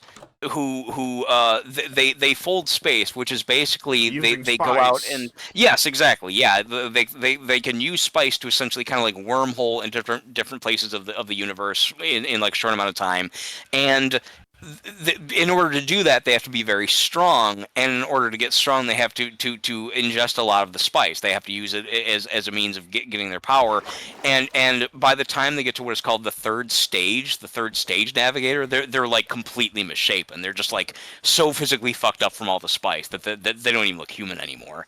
And that's actually you The see one of spice these controls characters. space travel. Yes, it does. That's exactly right. That's why it's Isn't such a that what one commodity of the in the characters world. say in the movie? I think that is, if not a direct line, very close to it. In David Lynch's Dune, they have a character like just literally come out and says the spice controls the universe, which is true. That's why it's such a commodity in the story of Dune. That this spice, it has so much value for space travel. And that's why Arrakis is the target of this war that starts the story, because Arrakis is the primary source for the spice. Yeah. Yeah. Yeah, so in David Lynch's Dune, you actually see one of these third stage navigators, and it's a really, really good physical prop. It's like this fucking like 20-foot long like mutated like human worm thing. It comes in like this big giant like self-contained isolation chamber, and the doors to it open. And you just see like this giant slug thing approach the front of the glass. It's really fucking freaky looking. It's great. I'll have to send you a picture of it. I wish they included that in the new movies. He doesn't really serve much of a purpose other than exposition in Lynch's version, so I could see why they didn't use him. But it was a very cool visual. Yeah. That really can be some. David Lynch's Dune is pretty much exactly that in a nutshell. It doesn't really serve much of a purpose other than exposition, but it looks really cool. You'll have to. I don't know. It'll probably make more sense to you now that you've seen the more coherent version of Dune. If you ever go around to watching Lynch's version. I see. Yeah. As a kid, it was like, this is really neat. It's kind of weird, and some of it makes me feel uncomfortable for reasons I can't explain, but it's really neat. Oh, you hit the ground too hard. Not even that you fell, but you hit the ground too hard. Yeah, I was on 0 hearts, so I was like, yeah, might as well. We've been abusing that system very, very, very well, I think. Very I thorough. did it inside the house. I would have done it if that system wasn't on. Did you, oh, look at that. You're already finished. That I have, though it occurs to me now that there needs to be one grass block to start the spread. Oh, you're going to grow. Oh, that's right. We need. Wait, what do you need? Just regular grass? Like, can't we just Well, grab you a need bunch of grass patches? Or block. So grass oh, and grass can only you can't directly spread grass yourself. Last I recall, oh, it has to where does one? it has to automatically spread from dirt block to dirt block based on the exposure to the sun, which is I see. so. Give me a moment. I'm gonna look up if they added a way in the last few updates because I haven't paid attention to the Minecraft updates in 10 years. And if not, I'm going to ask if it's possible for us to cheat in just a little bit for a dirt block, grass block. I mean, I am wondering how one would otherwise get a grass block. We have yet another merchant out here. These poor bastards. God bless them. You might actually get killed. There's a lot going on out here. Zombie escape. He just got shot. He just shot the alpaca too by accident, I think. Okay, there are 2 ways to obtain a proper grass block. One is by having a tool that has the Silk Touch property from enchantment tables. Okay, that ain't happening. I could work at it, but it'd be a lot of work. Yeah, go ahead. Alternatively, wait until an Enderman picks up a grass block from the forest floor and kill him before he puts it back down. Ooh. Yeah, also one of those kind of have to leave it up to fate issues. Like, I haven't seen an Enderman in probably like an in-game week. And even then, he was inside our base, and even if he does show up outside, what's the likelihood that he's going to get a grass block? Yeah, most of them have been in our base, just walking around picking up cobble. Mm-hmm. Yeah, it's such a non, like, oh, let's make the game infinitely easier for ourselves. It's just like sort of way of expediting just a little cute side project. So yeah, let's now that I'm back inside and safe, let me look at what the cheats are.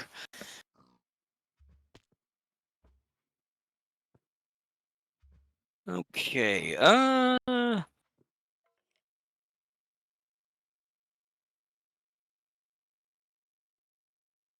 command blocks enabled. I think that's what we're looking for, right? Command blocks?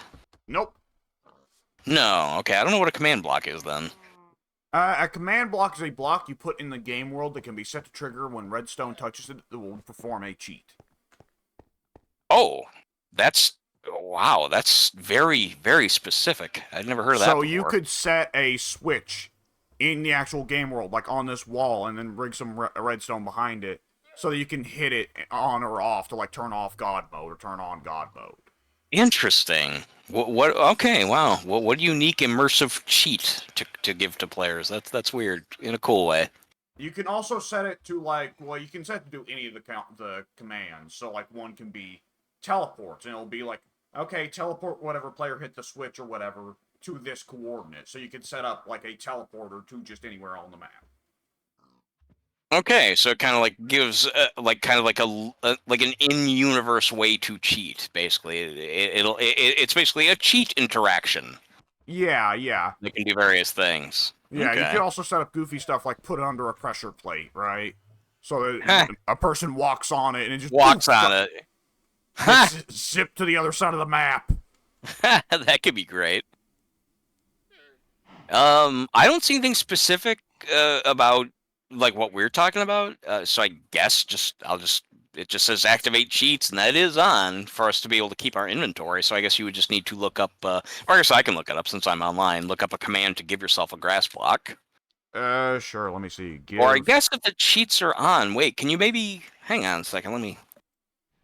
If cheat mode's already on, I would think that you can just like do it in your inventory. First, let's check if cheats are on. They should be. Because again, we wouldn't be able to keep our inventory otherwise, but I'm not sure if it's like the same universal kind of cheat. Well, I'm not sure that I have permission to do it, because I think it's telling me I don't have permission. I think. Hang on a second. Let me look at something. I think I might actually have an alternate cheat menu open right now. A cheat inventory, I guess I should say. I think that's what I'm looking at here.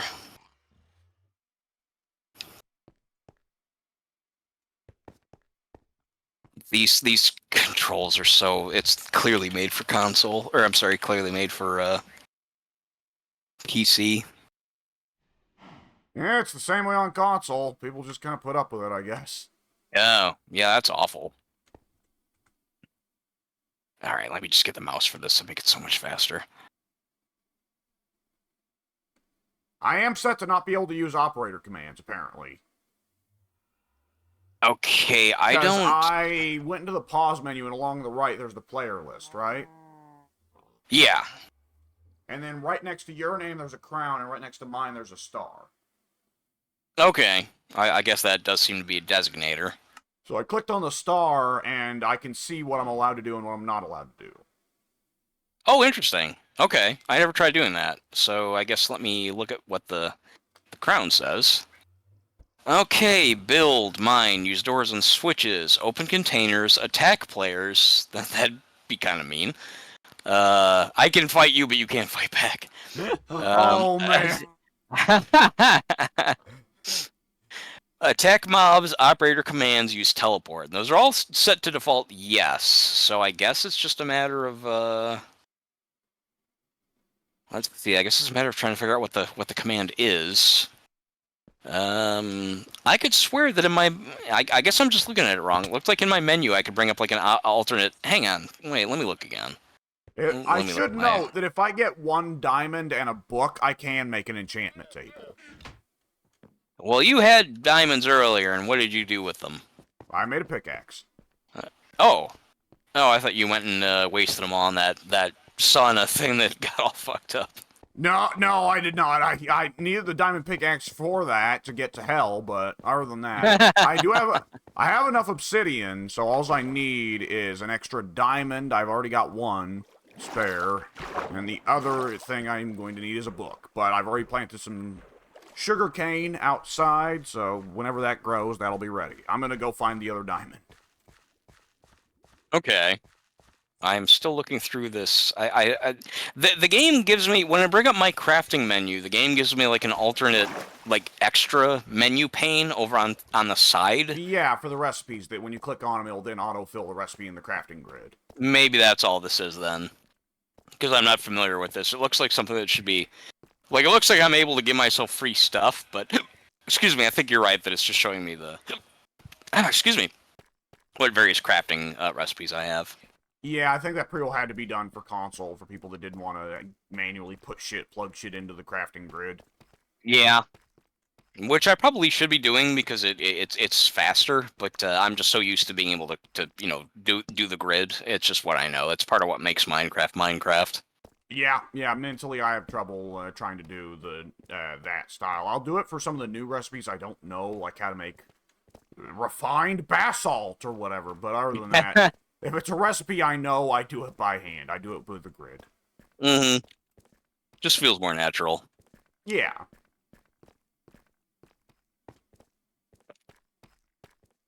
Okay, I've turned blind for a moment. Oh, it's there. Okay, I saw gold, went deeper in the cave, and I was like, wait, where was that gold that I looked for?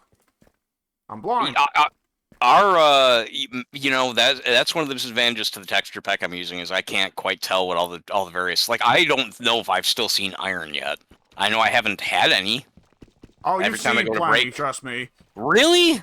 That's very disappointing. The couple times I saw what I thought was iron wound up being that fucking copper.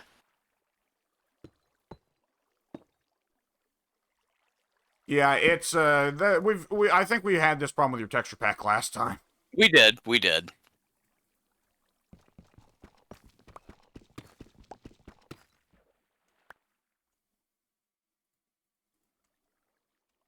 Okay, there we go. I'm getting in there. Oh, I don't want in there. It's just water. Okay, fuck that.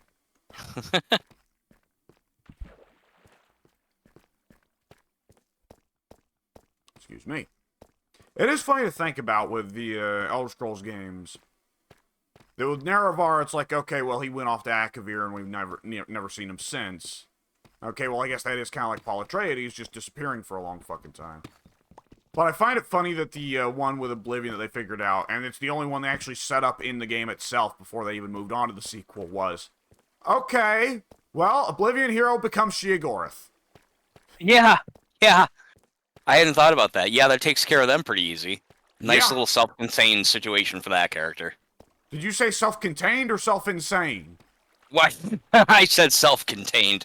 You know, he shows up and has his important bit, and that involves him basically ceasing to exist past his role. Yep. Yeah, and that's it's the convenient one where they can say, like, hey, for the first time in series history, an Elder Scrolls protagonist came back for a sequel. Yeah, I suppose so. They also said with Oblivion that it was like it was major because like you're technically not the hero character, even though you. I mean, I guess that can be argued. I was gonna say, well, you're the one who does all the work, but in the end, he is still the one who, I guess saves the day. He makes does a sacrifice. Right. If Martin Septim did like nothing, made no sacrifices, and still got all the glory, I'd say bullshit. But Martin Septim gave his life, and in very epic fashion. Yeah, he did, and it was epic. And while you're out there doing your tasks, he is, like trying to study up, like he's, like you bring in the books and the scrolls and stuff like that, and he's like, oh man, like I don't really get all this, and I don't think that I'm worthy of all this, but it seems like what I need to do. So yeah, help me out, and I'll go do what I'm I'll go fulfill my destiny. One of those cases, it occurs to me now, what if a player wanted for the Oblivion Crisis to succeed and just didn't care? But then I guess that all the Elder Scrolls games don't really let you play a world-destroying psychopath. You can, but then you just can't complete the game, Like Yeah. you can, like if you want to run around Morrowind just being like an evil murderer thief and you're just content doing that, you could, I guess, theoretically go through the game and kill almost every character. And then the world is very empty and you've won in your own little way. Now it's time to turn off the game and go do something else. Well, I will say, to the point of, like, just don't do the quest if you don't want it. I did not know. I thought the Thieves Guild quest was, like, forced on you in terms of, like, you have to accept it. You can't say to Brynjolf, no, fuck you, I'm not mugging this Dark Elf dude. I did not know until I went back and played the game again that Brynjolf comes up and says, hey, I bet you've never made an honest coin in your whole life, have you? And your response can be, no, I've made plenty of honest coin. And Brynjolf just goes, oh, sorry, my mistake. Oh, that's funny. Yeah, like, oh, all right, well, I won't sell you on this wonderful secret guild then. Never mind. I'll go find some other patsy. Yeah, I mean, that would be so much better of an explanation for the whole Thieves Guild bullshit if Brynjolf is just setting you up for some other scheme he's got, right? Like, if they want to continue with Elder Scrolls 6, if they want to continue to try and force you into the guild quest lines, not necessarily force, because I just said it's not force, but if they want to continue to do the thing of, like, all the guild quest lines starting in your face. Yeah, more or less snapping, going, hey, dumbass, over here. Right.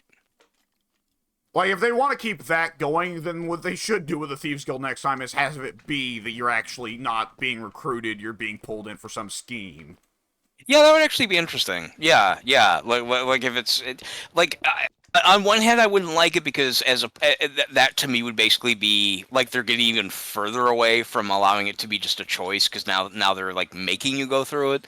But it would be interesting if they obviously that would only go to a certain point. They'd start to push you through it, but then you still have the choice to like pursue or whatever, continue.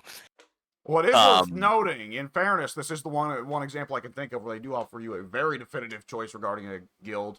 It's Dark Brotherhood.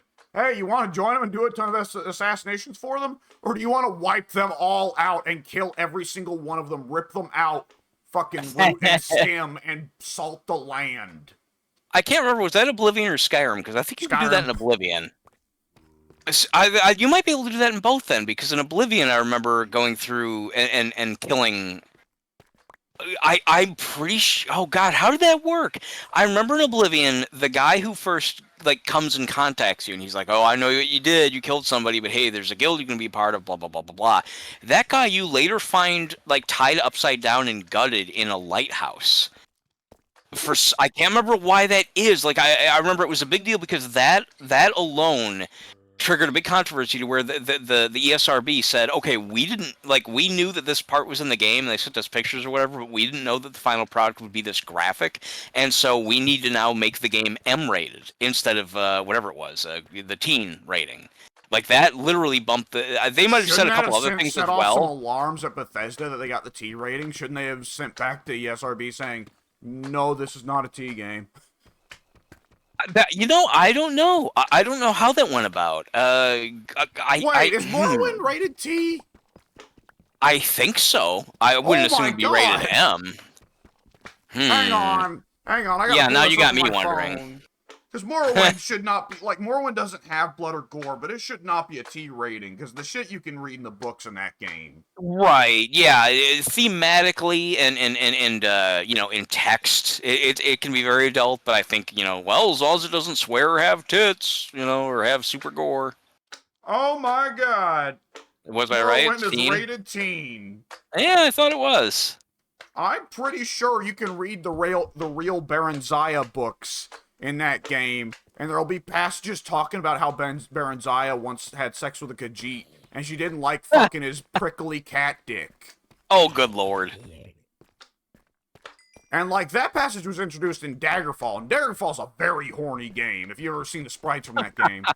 But Morrowind No, I don't think I... Morrowind is not a horny game, but you can just read that in there. Yeah, it's pretty great. Oh yeah, here we go. I'm sorry. Go ahead. Oh, no, go ahead. Yeah, it's relatively short. On Oblivion, on May 3rd, 2006, the ESRB in North America changed Oblivion's rating from teen to mature, citing game content not considered in the review, i.e., the presence in the PC version of the game of a locked-out art file that, if accessed by using an apparently unauthorized third-party tool, allows the player to view the game with topless versions of female characters. What? That's I've not yeah. heard of See, this. I hadn't either. I was starting to read this with the total impression that they were going to talk about that scene because that's when I first heard about this nonsense. Okay, so there's a presence in the PC version of the game in a locked-out art file that, if accessed using third-party tools, could be considered to be an M-rated. Hot coffee. Yeah, Hot I was coffee. thinking that's so hot coffee. That's like a year after that happened too. I bet that was just hot coffee hysteria. Yeah. Yeah, that's like that. I was thinking about that the other day, just how crazy that is. That it went from like Leisure Suit Larry and San Andreas getting adults-only ratings, where like no store will carry them, and like how few years was it between that and Red Dead Redemption, where you just see Abraham going to fucking town, having sex with that prostitute, yeah, while she's all jiggly and shouting "Viva Mexico!" That was literally 7 years, 6 or 7 years. Well, San Andreas was 2004, Red Dead was 2011. 2011. No, you're right, it was 2010. No, you're right, it was 2010, so 6 years. Yeah, because 2011 was Arkham City, Skyrim, Far Cry 3, and I was pretty certain Red Dead Redemption did not release that same year, because otherwise, my god, that would be one of the biggest years in gaming history. Yeah, you know what? I guess I'm remembering 2011 because 2011 is where I got my first big screen plasma TV, and the first game I played on it was Red Dead. So that's probably why I got that memory conflated. Yeah, understandably so. Yeah, 2010. Yeah, you're right. So that would be a 6-year gap then? Yep, San Andreas was like barely even 6 years. I think Red Dead was either the summer or fall of 2010, and let's see, San Andreas was would have been like October, November of 2004. Yeah. Yeah, that was wow, what a short amount of time there. It was essentially the next big game then, wasn't it? San Andreas and no, next one would have been Grand Theft Auto 4. Yeah. Which 4 did have very explicit scenes with clothed prostitutes. I believe you, but I don't remember. How did that work? You could go I remember the dating system in that game being very, very thin, but you could also go date the prostitute. Oh no, not date. You get in the car with them and they'd right. Okay, it's always been a GTA. Yeah. Right. Okay, that's right. Which is funny talking about that. Look how graphic 5 got. You know, you don't see your character get his clothes off or whatever, but yeah, you hear the girl actually. Well, yeah, I guess you could. Yeah, with Trevor, that's different. Yeah, that's true. Yeah, you see the cutscene of him having sex with a girl. Well, also, you can get in the car with. Oh, good. The one time I think you can see Trevor's genitals is in the scene. What is it? Where the two people he's living with against their consent, they start getting into a screaming match, and for what? Right, it's because his dick doesn't. The guy's dick is small, and Trevor tries to prove to him that it doesn't matter your dick is small by showing off his dick being small. Yes. And he naturally pulls down his pants, and it's a censored shot where you can only see from the waist up, right? The camera well, no, initially. My memory. No, I'm not asking for confirmation. I remember the shot. And okay, I see. When he bends down to pull his pants back up, it comes through from the back, so that not only do you see Trevor's ass, you also see that Trevor has a very long, very droopy ball sack from behind. Correct. Yes, correct. So I don't think you ever see Trevor's dick, but you see everything else. I think you do see the dick, actually. I think the dick hangs a little bit further down. Oh, I think it's just a quick shot, well, but I think what's there's he a saying dangle. that's small for then? I don't know, because you're right, he does. He's like, well, mine ain't nothing special, but the guy gets the job done, or something like that. If you can see it from behind, then it's big. Sorry, I, pal. I would think so. Maybe the developers are packing, and they're just like, look at this little guy here with half a foot going on. It's just cut to Ned Flanders in there. That was such a great little throwaway Simpsons gag back in the day. The giant sensor bar, like nothing in Simpsons had ever led to the belief that Ned would have, like, they never even addressed it, period, because why would they? And then just in this one throwaway shot, there's just a giant sensor. It's like, whoa, where'd that come from? That was such a good bit, such a good bit. And that was preceded by, look at how, like, whatever, like, let's look at Ned as he goes about his day. Here he is, like, getting money from the ATM, and it, like, zooms in super close on Ned's ATM card number. Just stupid shit like that. That's great. They tried their best. Oodly diddly diddle doodle doodly diddly. Yeah, that was, what was that called? Hurricane Nettie. Hurricane Nettie. That was a very good one. Diddly doodly doodly doodly doodly. Damn it! Yeah. Ah, crap. Hell, can't you guys do anything right? And that's when the whole crowd gasps, and then he just systematically tears down everyone who speaks to him. Everyone. He hits Lenny. Yeah. And Lenny was just like, I just came here. I just got here. What happened? What did I do? I just showed up. Because Ned walks up to him and he says, I don't know you, but I bet you're a jerk. Yeah. I just got here. What was that episode where Homer and Mr. Burns are friends for a little bit? So Mr. Burns puts Homer up to pelting Lenny with like trash. Oh, see, I love that episode. That's famously considered one of the most hated episodes because that's like the biggest example of jerk ass Homer, quote unquote. Well, I love it. The gag I love is him pelting Lenny, and Homer gets so drunk with power that he starts pelting Carl too. And Mr. Burns, of all people, stops Homer and goes, "My God, man, that's Carl!" Yeah, what are you doing? That's Carl! After Homer just made it clear that he didn't want to do it to Lenny because he's a war hero.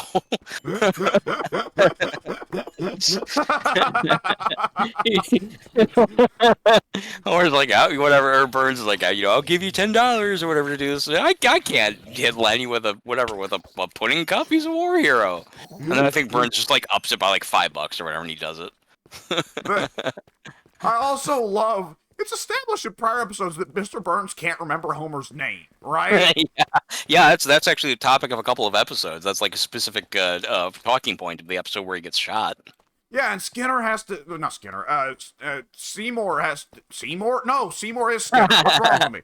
God, Smithers. Who are you? Smithers. Oh, Smithers, yeah. Smithers has to point out, that's Homer Simpson, Mr. Burns. He's your employee. Oh, right. Mm-hmm. Good jobs on the voices, by the way. I think I'm not very good with a lot of Simpsons impressions, but I like to think that both my Mr. Burns and my Smithers are quite good. Yeah, those are both good. I don't think I could Apparently do Mr. Burns. Sorry, go ahead. Apparently, as long as I stay within the wheelhouse of Harry Shearer. I guess ultimately, if you can do, it stands to reason. I know it's not this simple, human biology and everything else, but it stands to reason that if you can do the voice of one character from that same performer, you'd think you would do another voice from that same actor. Because if you can mimic the one voice, that means that your voice is similar enough to his to be able to get it right. So why could you not do other characters' voices from that same actor? So it does seem like I would think, yeah, I would think that if you can do one, you could do the other, and you did just do them both very well. Yeah, it's an interesting question. Who else does Harry Shearer do that? He does do Ned. He does. Man, I do Ned. Oh Jesus. You gotta really up your pitch for that one. Yeah, that's. I don't know, neighborinos. It's that kind of higher pitch. Oh, what? I wasn't trying, so thank you. I guess I was trying to at least sound like him, but that was like I didn't think. I was fully convinced that I would not be able to do a good Ned, so I wasn't even putting my heart into it. So the fact that I didn't fail completely, that's good. Yeah, and like Hank Azaria, I can't think I've got any similarities with Hank Azaria and impressions because like I'd love. It's one of those things I consider myself jealous of Matt and Super S friends because Matt has a really good Barney and an excellent Krusty. I'm sure I had to have heard him do one of them at some point, but I can't remember. He does both in He Simpsons Hit and Run alongside many, many others. I that might be like I'm sure he had to have done it at some point because I've said it a million times I don't like that he talks in Simpson, but off the top of my head I can't picture him doing an imitation. I don't know why. Well, you've never watched the Simpsons Barney? Hit and Run episode. No, I have not. That might be where he whips out. That might just be the only one where he goes crazy with the impressions. I know Well, Hank dude, Azaria's. I find that episode just so excellent in a way that I don't know whether or not you'd appreciate it or find it infernally tormenting. Because it is You honestly know, wall to wall 30 minutes of Bully, Matt, and Pat all making Simpsons reference after Simpsons reference after Simpsons reference, and Liam barely keeping up. Like he's clearly not nearly as averse to Simpsons as the others, but he's not lost. he can't keep up, but he can't contribute maybe, but he can follow. Yeah. Liam's not in a place where like he's going, what? Right, right. He gets enough of the references where he'll laugh along when he recognizes one or point out something that he found amusing about a gag. Makes sense. But he's not like Matt or Pat or Wooly where they can just bust out, oh, that slime was bigger than I thought. Where he can just bust out new ones on the fly, you know? Yeah, I would think that I would probably be fine with the episode because I don't mind people It's not making inserting Simpsons. Simpsons into something that isn't Simpsons. Exactly. Yeah, I was gonna say I don't mind when people make Simpsons references. I don't like when Matt, who's to my mind the guiltiest party of anyone I can think of, like in the world at this point in time, because obviously everyone makes you and I make references, but Matt just does it so consistently. I've said before that it's almost like he's so behind the times. That's like the current show, the hit show that he's watching right now. Oh, Like I have no doubt that Matt just leaves Simpsons on all the time. he has to know all the references he does and to be so ready to drop it for it to be in his head that much. Yeah, it's when he just like he'll just like he'll hear like I feel it every time it's gonna happen. Like the I'll Manchurian Candidate. yes, literally. Like he'll be talking with Pat about something, and I'll hear a line of dialogue. They'll talk about a game. They'll say something. Like Pat will say something, and I'll hear it in my head. It'll be like, "Oh, Matt's gonna jump on that. I can see how that can be turned into a Simpsons joke." And like every time, without missing it, Matt will do so. Like he Yeah. never like it's one thing to make Simpsons references, but it's another thing to never miss an opportunity to make a Simpsons reference. That's what I Yeah. hate about Matt. That's like the one thing I don't like about the guy.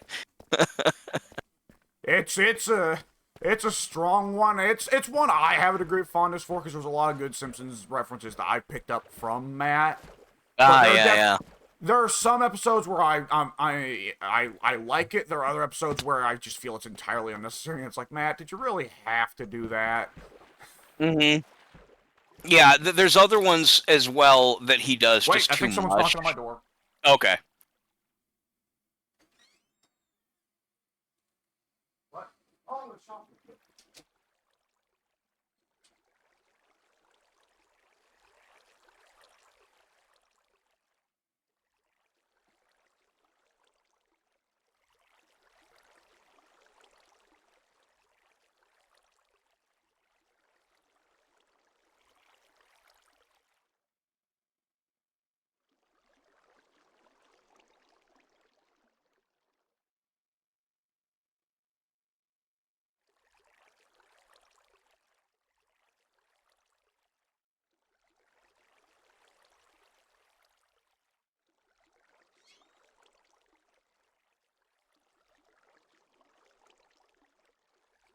Come to think of it, though, one of my favorite Simpsons references I actually recall Pat doing and not Matt.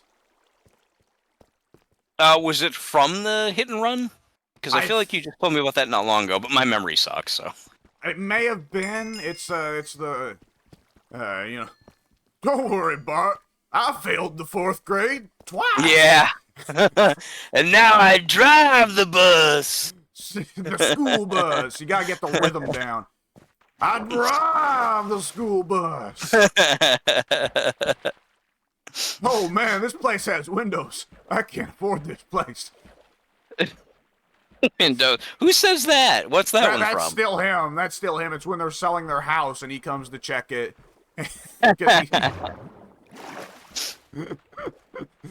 It's got windows like That's great. Oh boy.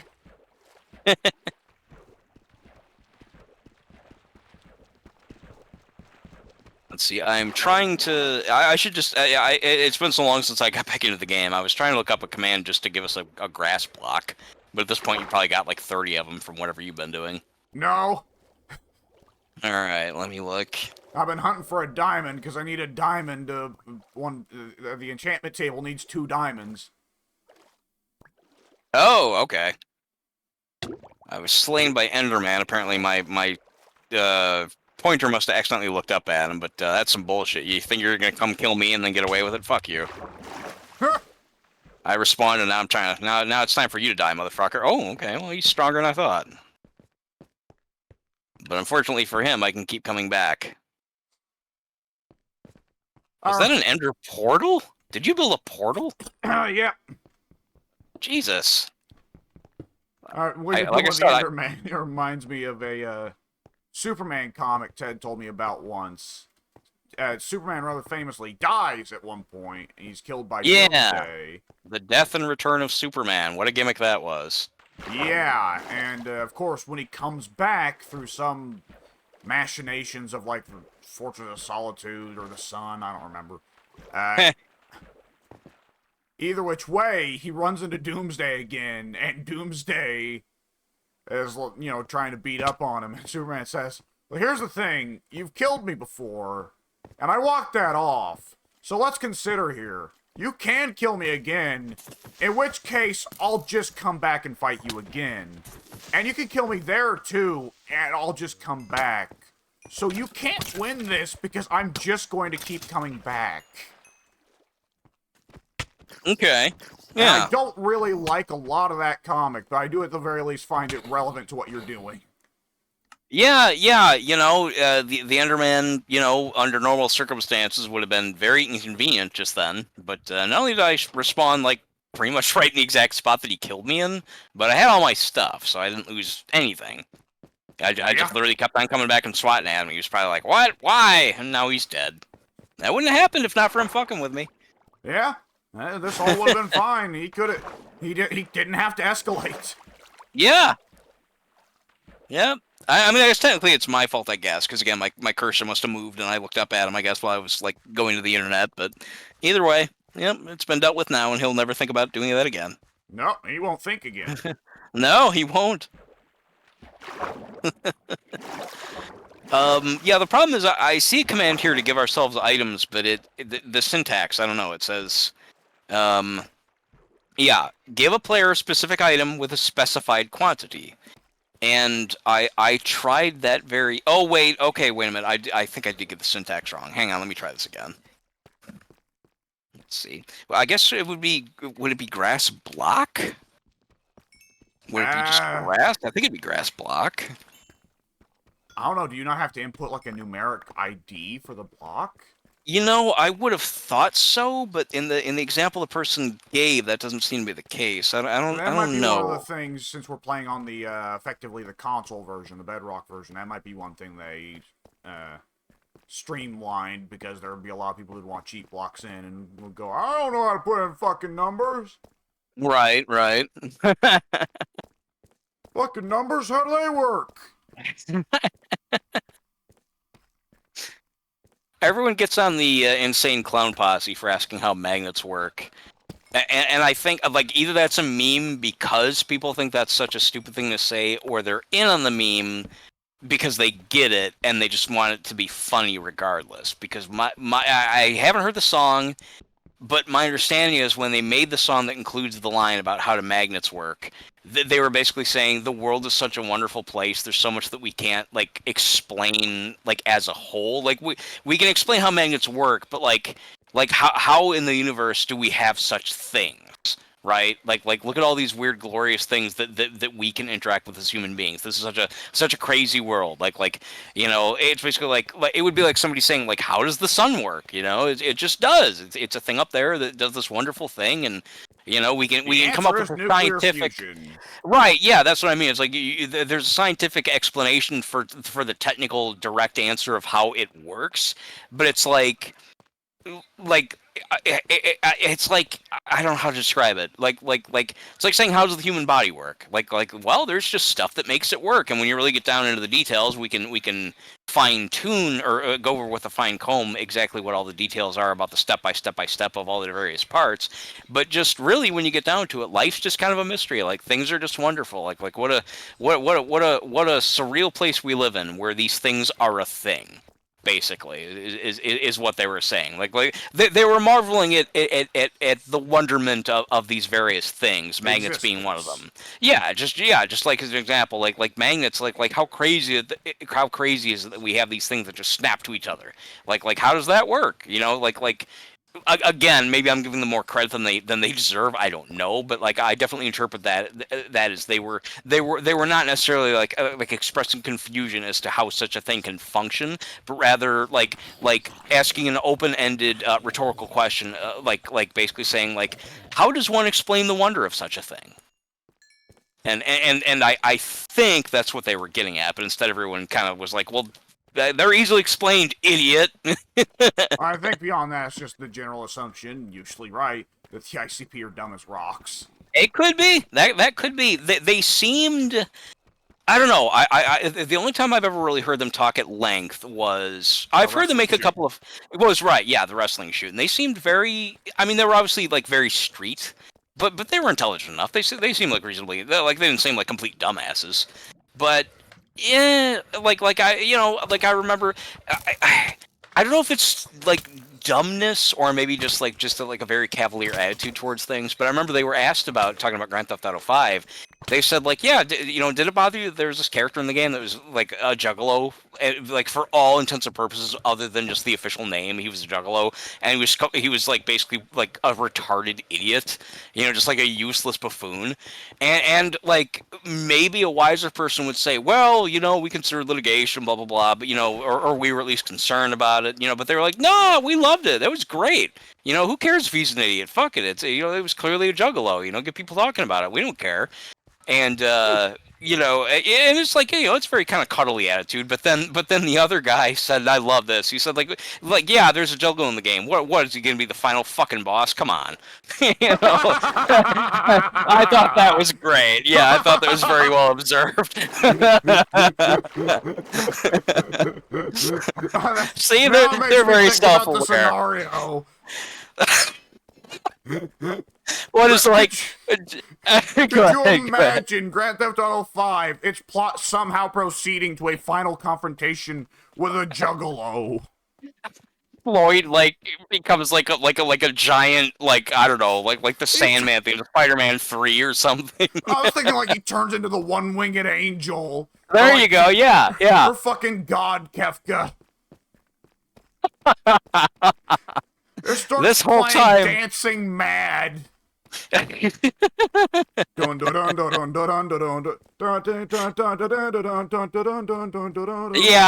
that would be that'd actually be very appropriate. He's got the clown makeup on and everything. Why not? Wow, you remember that really well, actually. That's a fantastic song.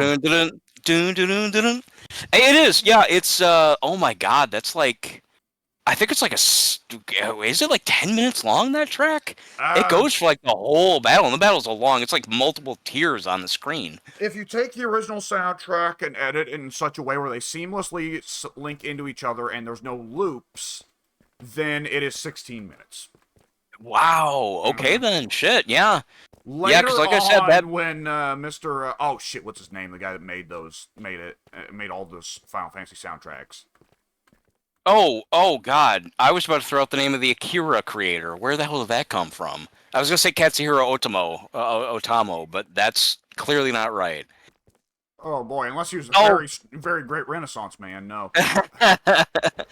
I know this guy's name. I have a Yeah. couple of his soundtracks. I cannot think of it. I know who he is. I've used it before talking to other people, but at the moment my mind is drawing a complete blank. Oh, that's shit. bugging the fuck out of me. Yeah, I know who it is. I have like fucking a dozen of his songs on my Spotify playlist. His Right, name is same with me. Yeah, his name is one I should be gliding over all the time. Mm-hmm. I'm thinking of all these wrong names. Yeah. Like yeah, earlier, my I brain couldn't immediately get. jumped to Miyazaki. No, there are two famous Miyazakis that I know, and neither of them are fucking musicians at all, let alone for Final Fantasy. That's how earlier I couldn't think of Kira Kurosawa. I was thinking of some other Japanese name. And then just now I was thinking of Otomo. yes, thank you. Yeah, Katsuhiro Otomo. It's not Yoshitoki Amano, is it? No, that's the artist. That's the artist. Okay, see, I'm thinking of all these wrong names. But that is someone in the Final Fantasy vicinity. It is, yeah. Now when I'm thinking of that name, now it's like, duh, of course that's not who it is. I know that. So it's not like hearing the name again now in my mind and having you tell me that, no, that's who this other guy is. It's like, oh, of course it is. What am I thinking? I knew that. Okay, Amano and Tetsuya Nomura, those were the two other names that I can think of in the Final Fantasy vicinity. Right. Oh, God, like this guy, this is bothering me so fucking much. Does it start? I want to say the first. I want to say his initials are HM.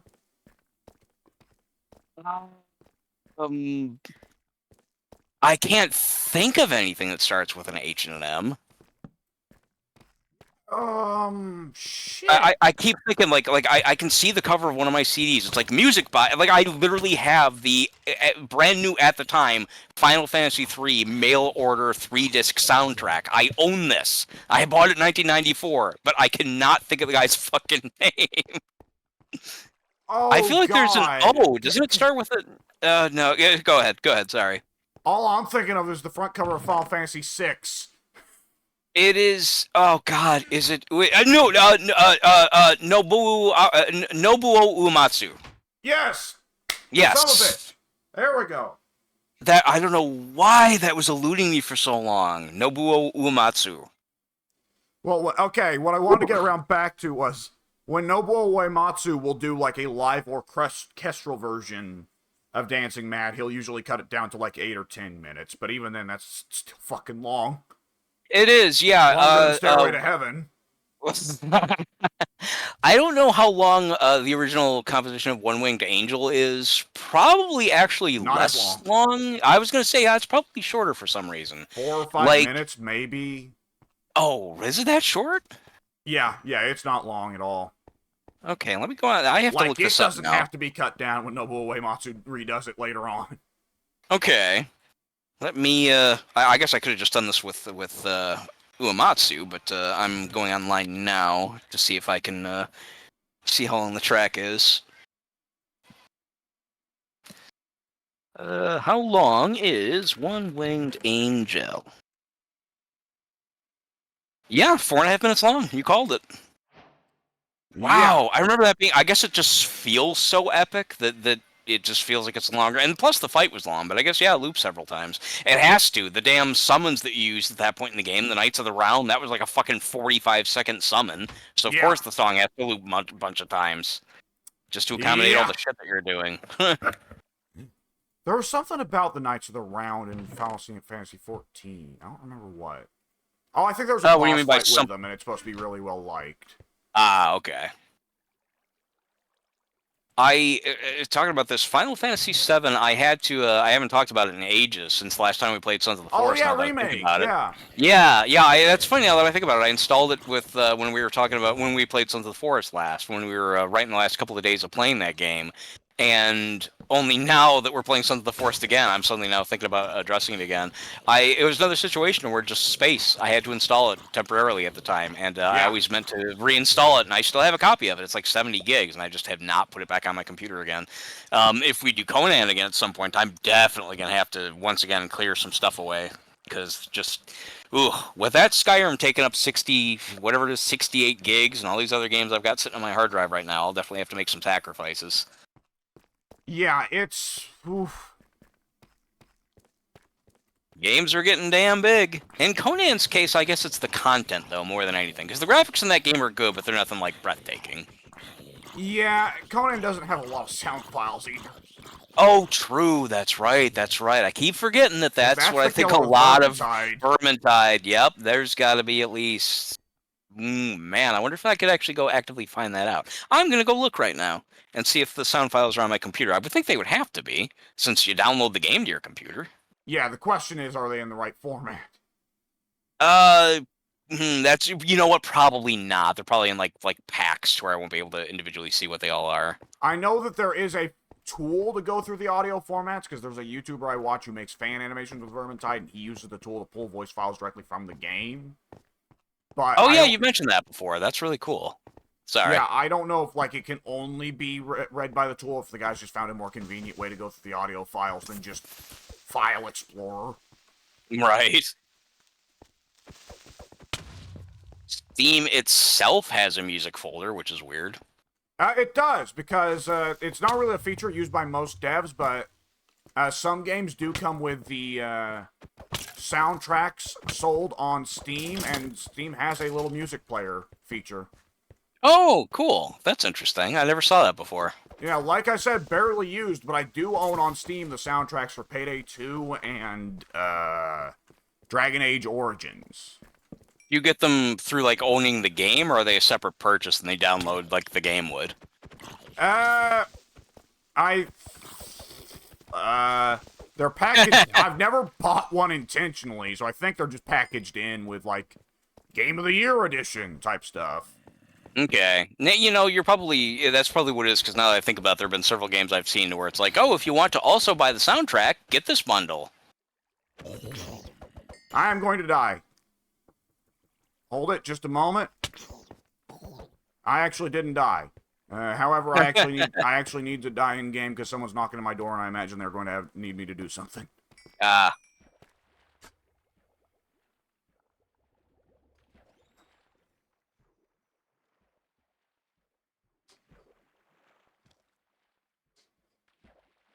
So, not walk dead at all?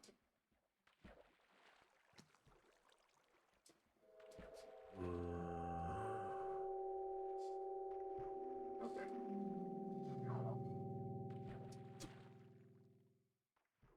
Alright, I'm gonna have to cut my recording here and walk the dogs. That's fine. I need to get a snack anyway.